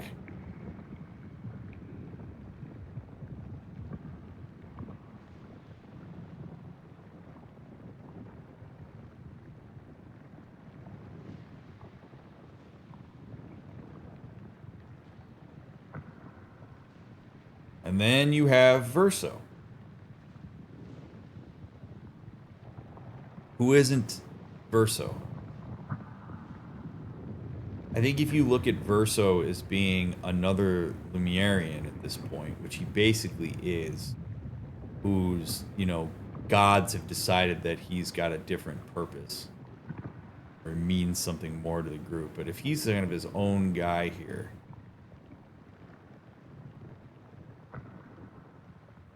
he has formed meaningful connections with the people in the painting. He has not expressed further that he would like to die.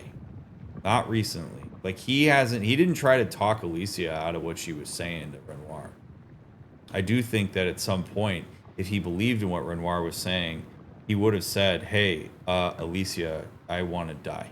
Like, your dad's onto something. Let me go. He didn't say that.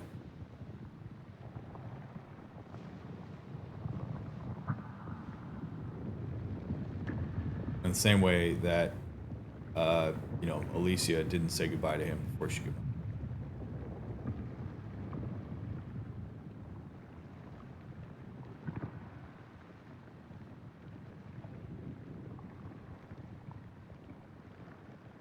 I do believe there's a workable reality where if we close the painting, the family can work through their issues, maybe, but maybe not. And then does it all fall apart and we essentially genocided an entire group of people in a painting?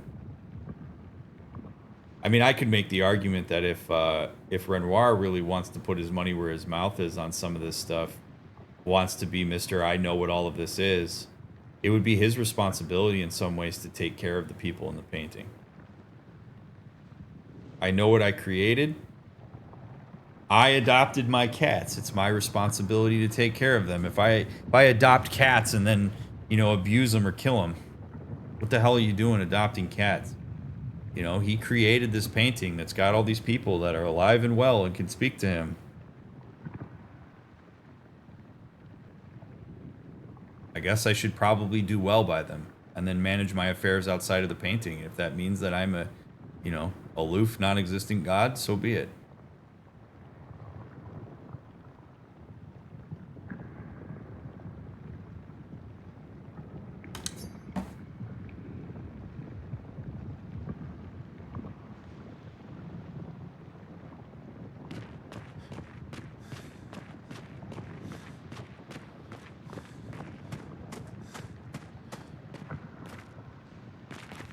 Oh, you have to say that to the kid.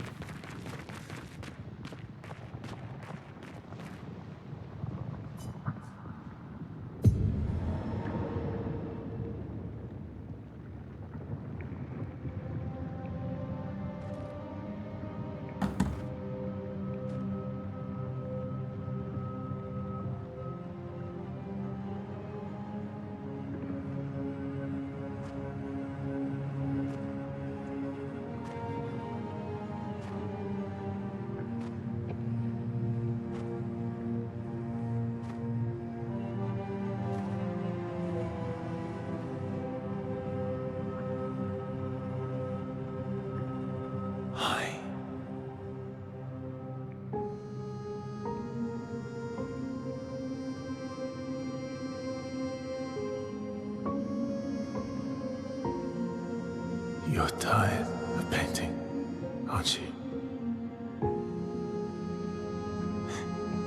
I'm tired too.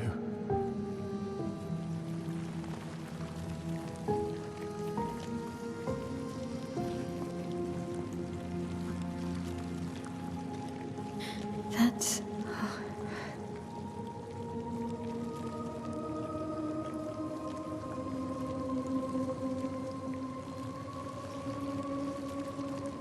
You shouldn't be able to be here. Lamon's gift. Why did you run in? It's dangerous for you here. See things as they are, not how you want them to be. What?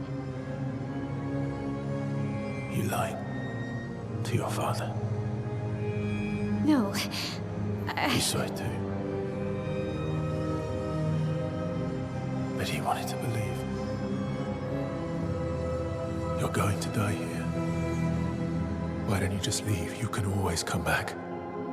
The moment I leave, Papa will erase this canvas. This is not worth your life. What life? My life of loneliness in a shell of a body, with no voice and no future. You're my El. No matter where you are, you don't need this canvas. But everything I want is here. Here I have a chance to live, Verso, to live.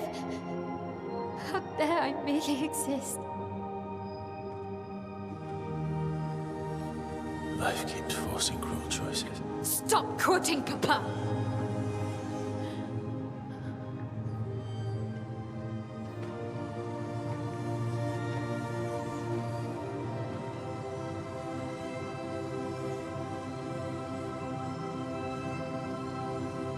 It's time to stop painting.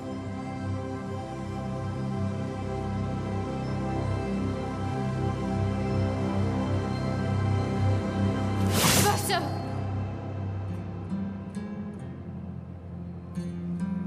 Papa also said, hold on to each other.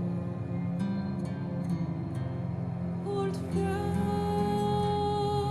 you've traveled miles, spinning in circles. Your blind eyes on the dial, stripping I'm sorry. out colors. But it's time to say Wow. goodbye until next life.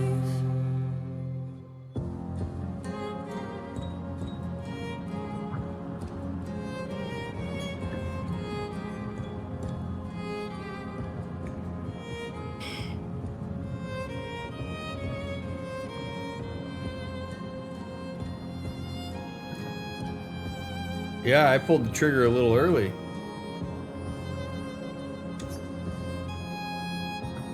Oh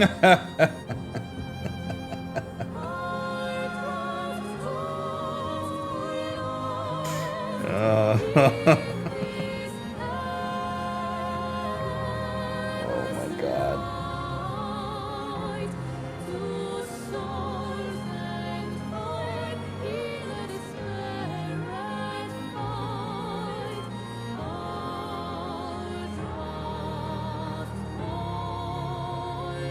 I was wrong about Verso.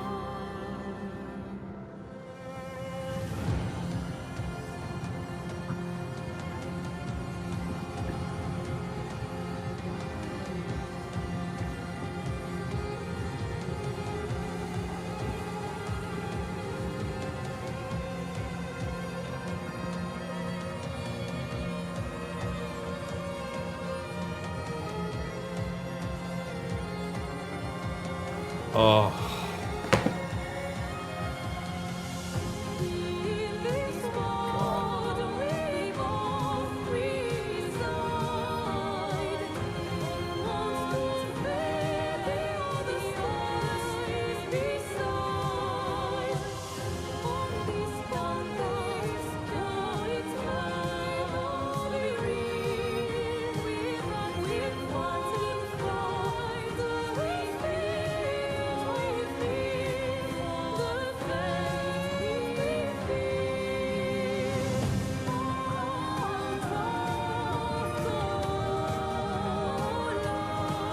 Oh my god.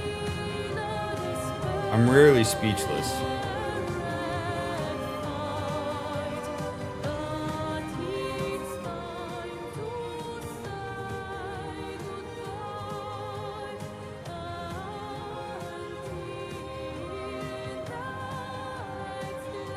The kid's miserable.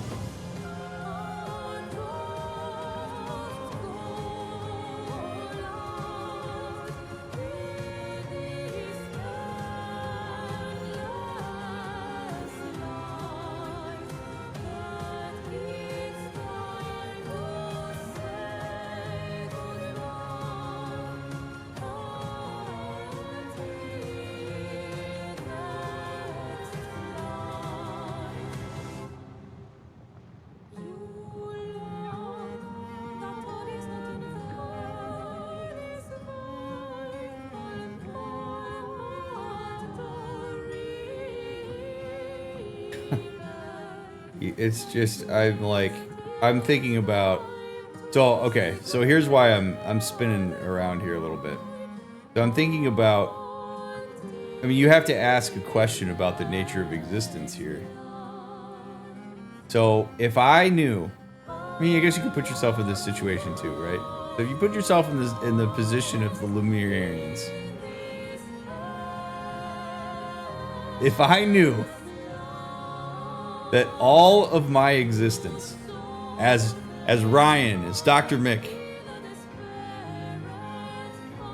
the existence that I have in my life, and that all the other people I have around me is predicated on the torture of the last vessel of a child's soul. What would that mean?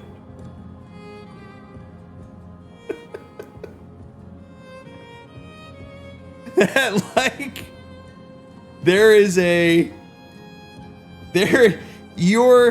I golfed today.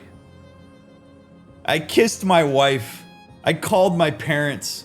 I watched my 4-year-old nephew open his birthday presents. And if I found out that all of that is possible because there's a kid who is chained to a painting, being forced to do it when he's exhausted and wants it to be over, who had no consent to this, is the reason I exist. Could I continue to exist if it meant that kid has to keep suffering? That would fuck me up, man. I don't know about you, but like that would be pretty tough. Like, there's a kid who's essentially been sold into indentured servitude slavery so that my existence can continue, so that I can eat hot dogs and love the way they taste.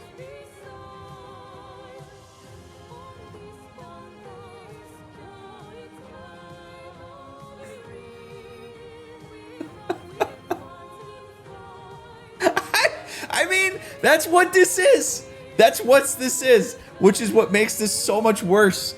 Like, I'm kind of glad that I tried to fight through this decision before this moment, because that changes a lot. Like, if I put myself in this situation, but it's like there's a part of me genuinely that is like, well, there's plenty of kids. My t-shirt exists because there's kids making them.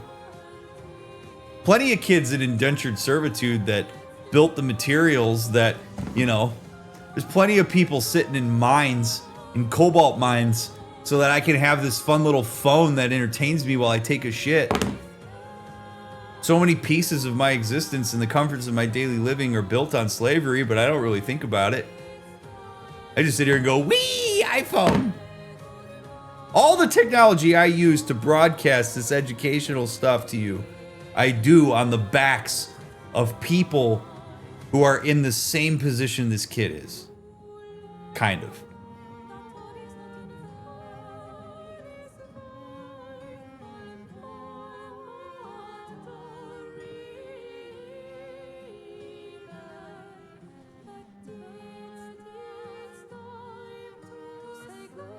But if I found out that, like, if child slavery and indentured servitude ended, I would die, would I still advocate for the end of it?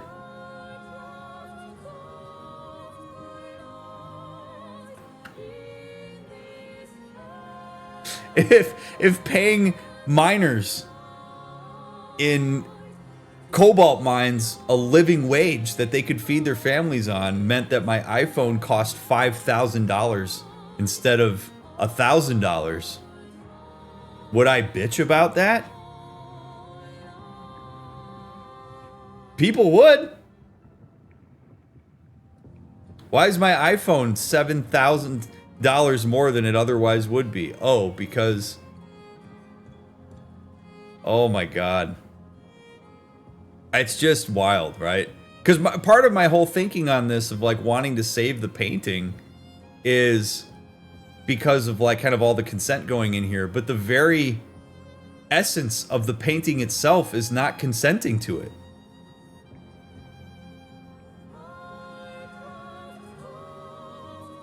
Do I allow this kid to continue whirring around on the hamster wheel so that I can live?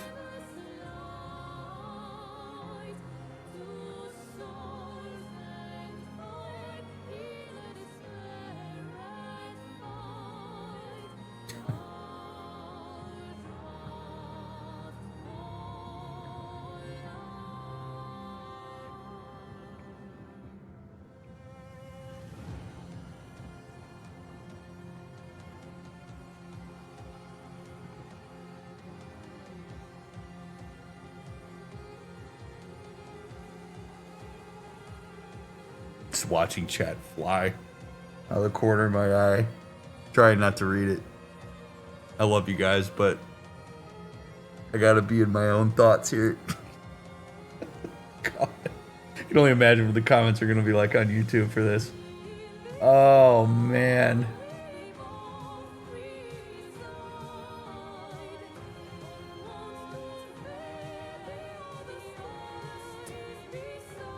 I don't really love Alicia's act. Like, I don't love the way she reacted.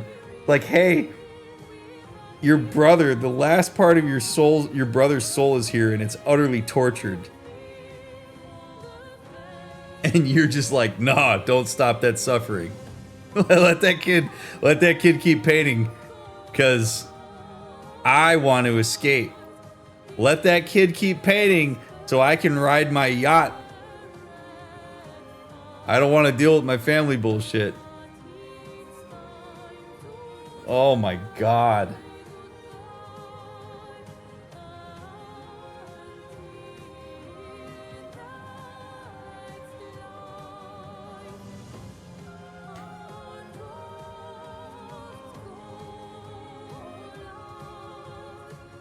Oh, both options suck. Both options suck. They suck so bad.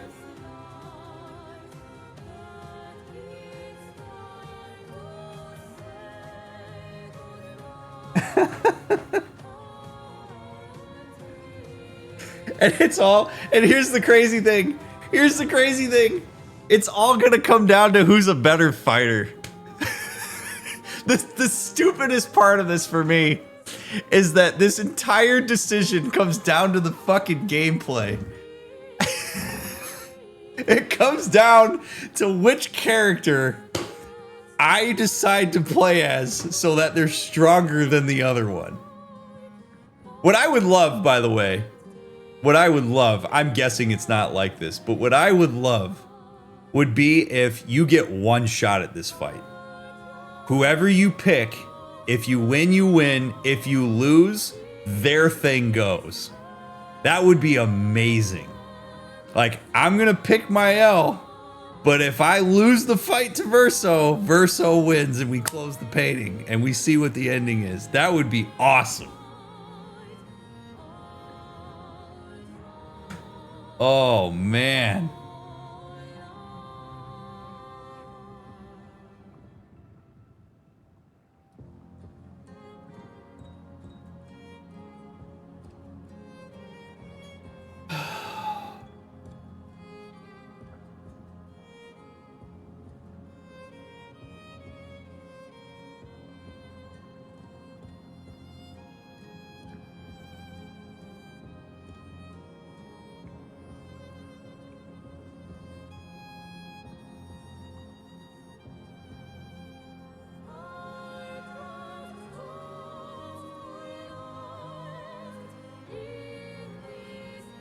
I can't believe this. I can believe it, but I think I'm going to change my choice.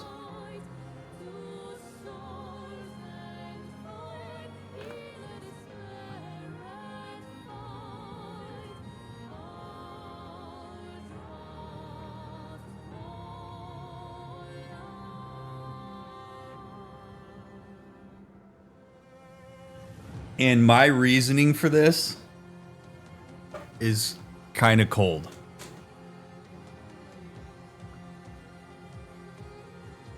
So bear with me, because it's a tough choice, okay?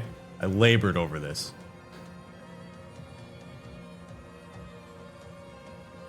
There are 4 people inside the canvas that are gonna know about this decision. When Thanos snapped his fingers, I didn't even watch the... I'm gonna botch this because I didn't watch the movie. But when Thanos snapped his fingers, when half the people died, they didn't know it was coming. They just died.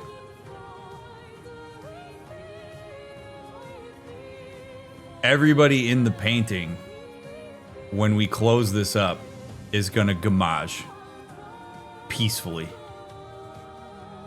And once you're dead, you don't know that you died. So the reality is, no matter which direction we go, we're going to deal with about 4 people who are going to be immediately aware of what happens.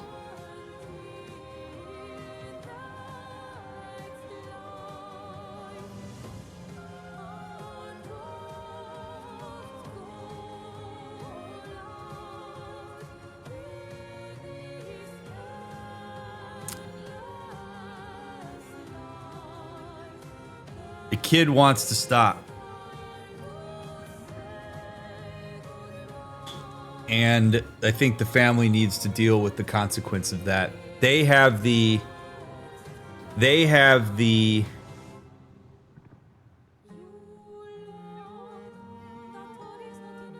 opportunity, I guess, that so little people have, which is to know the way in which a bereaved party wants to be bereaved. This would be like if my aunt, who died last year, said to me, like, you don't need to have all these pictures up and stuff like that. Like, I'm good. I'm ready to go. I feel okay about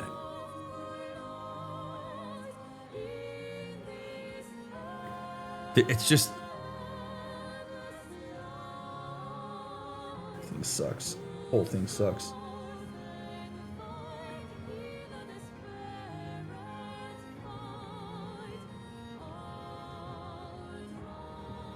So what do you do? Do you keep the kid alive? You sell the kid to keep painting? You sell him into slavery, and then you just let everybody live in the ignorance of the fact that their entire life exists based on the fact that there's a slave kid up top? You just lie to him? Don't tell him? Get to live in your bubble of ignorance while he spins away at the painting miserably?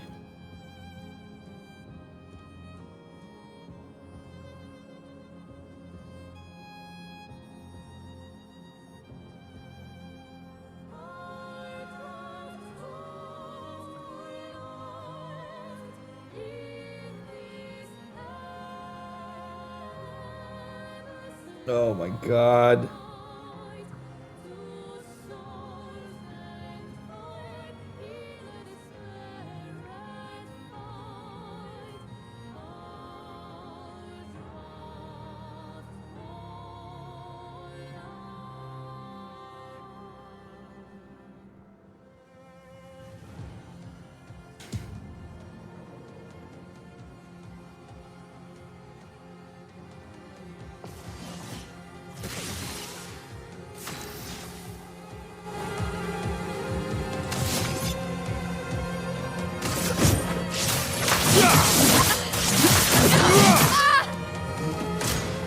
Verso, stop!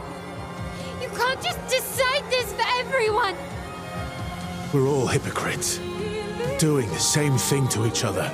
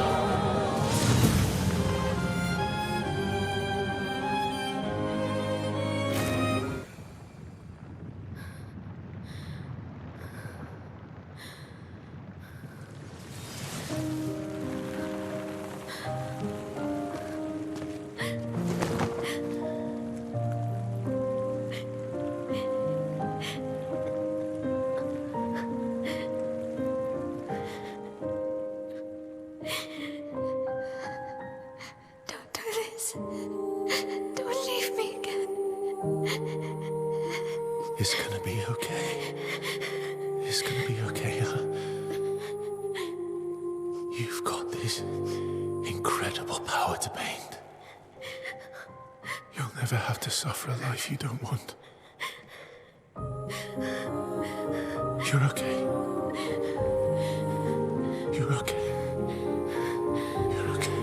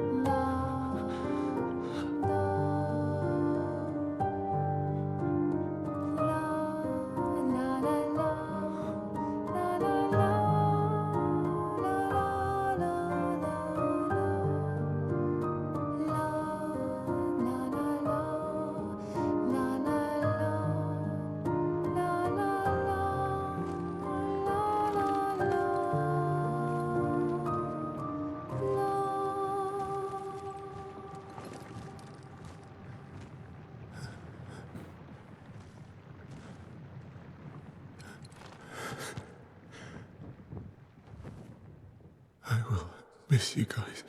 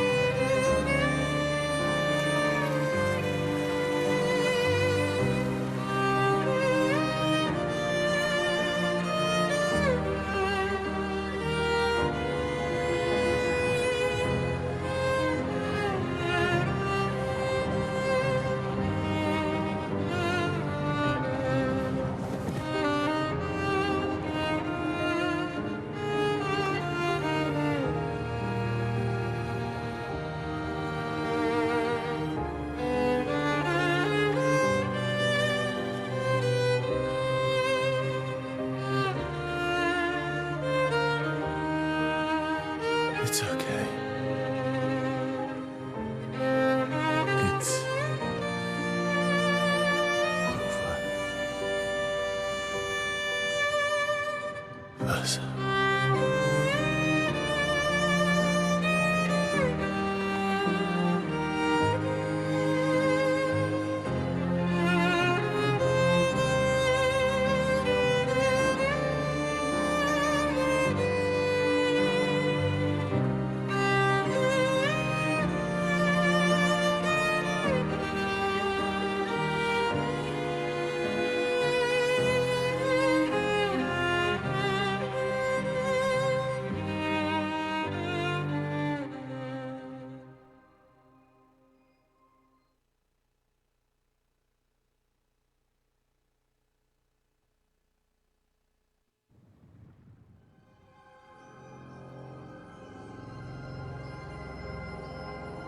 I really hope this isn't an hour long.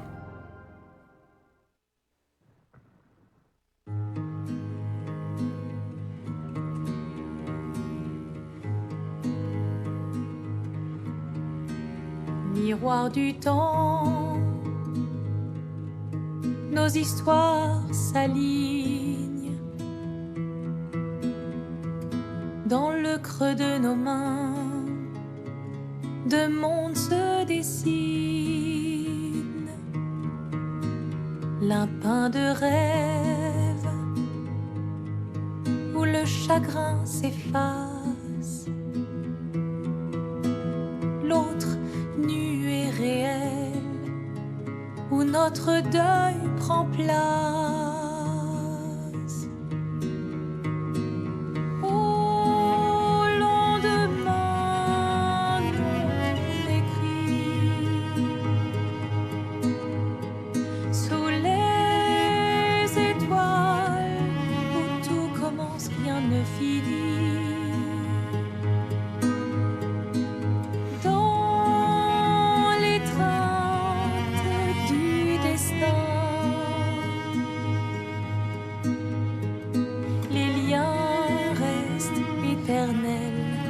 Dans le dessin, toile vierge, horizon lointain, peignons ensemble les couleurs de demain, au clair obscur. Œuvres infinies, chaque pas trace la route d'une vie.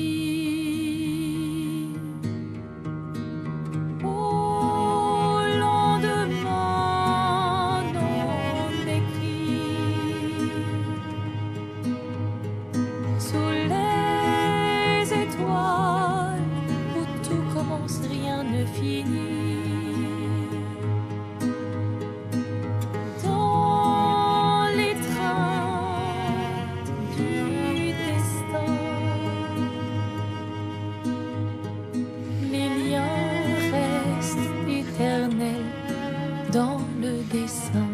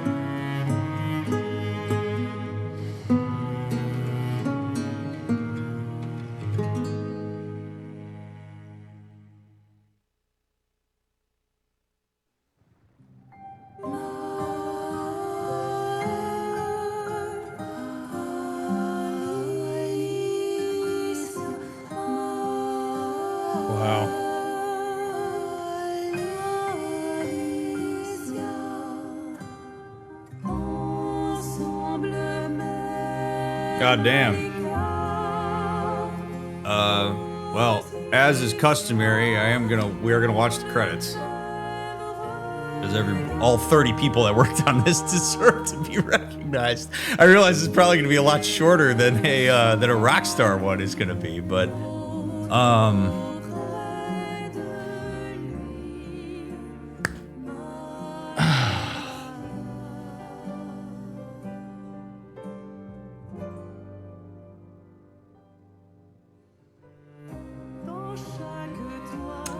so, I first and foremost want to thank all of you for being here with me through this. I hope that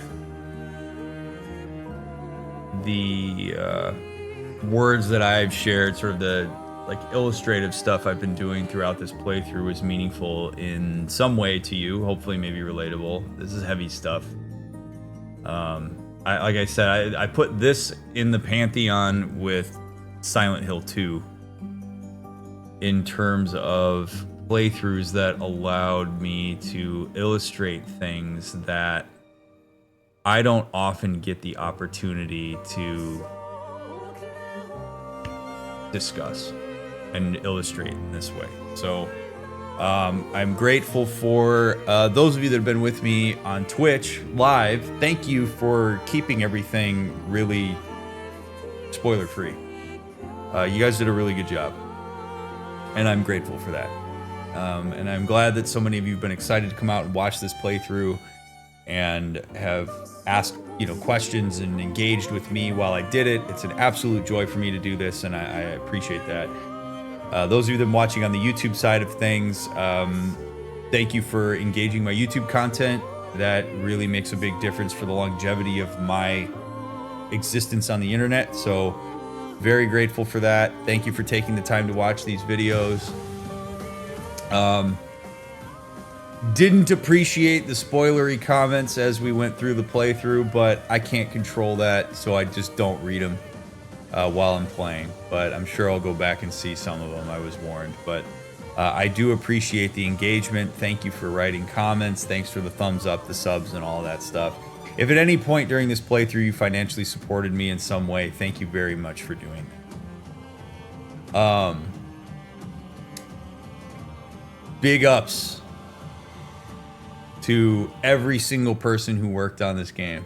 You can tell that it was a labor of love and that there was a ton of passion that went into it.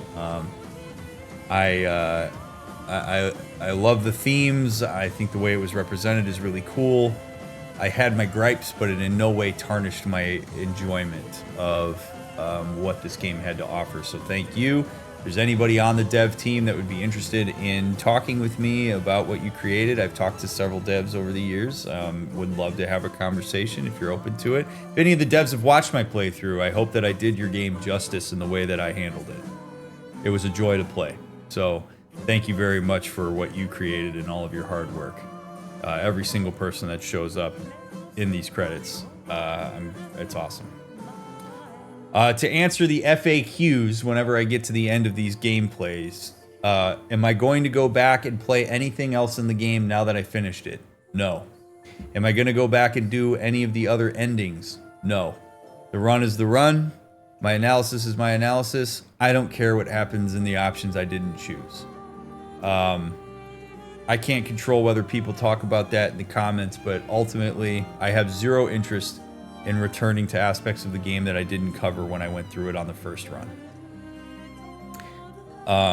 You can ask all you want, but it won't change my mind. What's my next playthrough? You'll find out.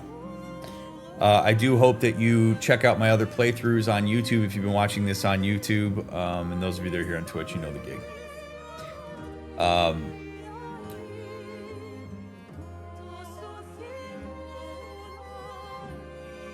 Here's hoping the Dissonators figure things out. I do think it's a little too hunky-dory on the end there. I don't think it would go that smoothly. I really don't.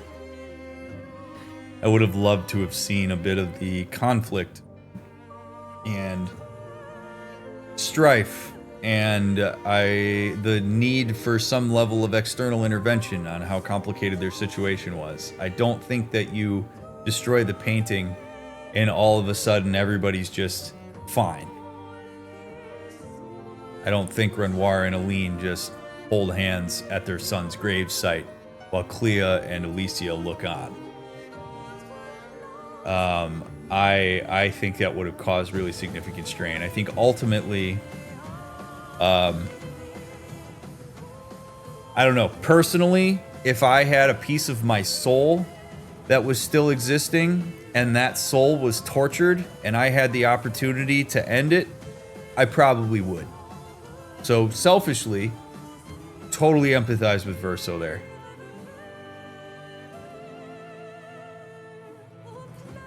And really, I think what I kind of was not thinking about totally throughout the entirety of the analysis, because again, there's like 5,000 things going on, is that everybody's hanging out in Verso's canvas. If Alicia wants to lose herself in a canvas, yeah, lose yourself in your own. And maybe that comes along with a level of like education and oversight by her parents who understand the process. So does it suck that we lost the people in the painting? Yes. Is that a real consequence that I'm not going to just say, oh, they're NPCs, they don't matter? They absolutely matter. It sucks. Something was going to have to give here. Either a tortured soul of Verso or the people of the painting. I don't know, man. Sucks. When I put myself in different positions, a lot harder for me to go along with that, knowing that the painting is perpetuated by a piece of his soul that desperately wants it to stop.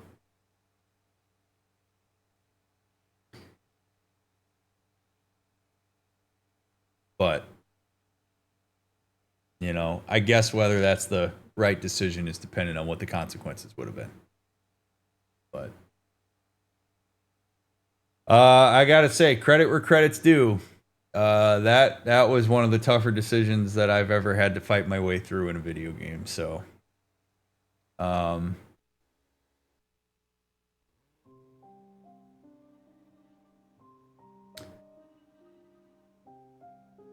with that said, thank you for watching this playthrough. How did I read Lune's reaction? Well, she gets to be annoyed. Probably mad. I mean, in some ways, she maybe sees it as a betrayal. Her work's not finished. She doesn't get to make good on what she believes her parents wanted from her. I mean, all that stuff. Yeah, she gets to... Everybody gets to react to that the way that they want to. Sucks.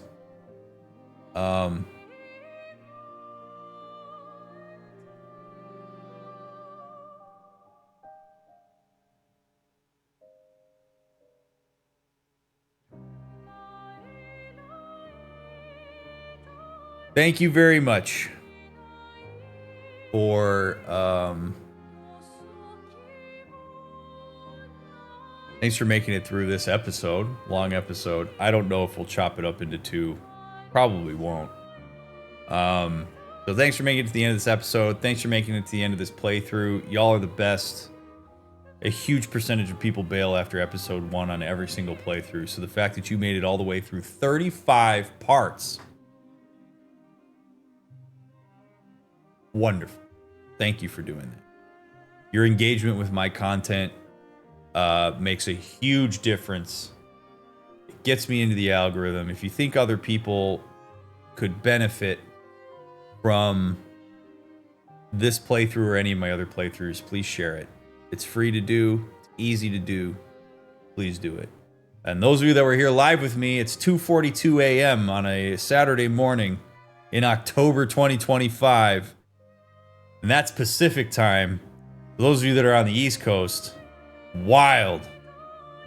Thanks for staying up late and being here with me. A lot of you here hanging out for this right now, so thank you for that. All right.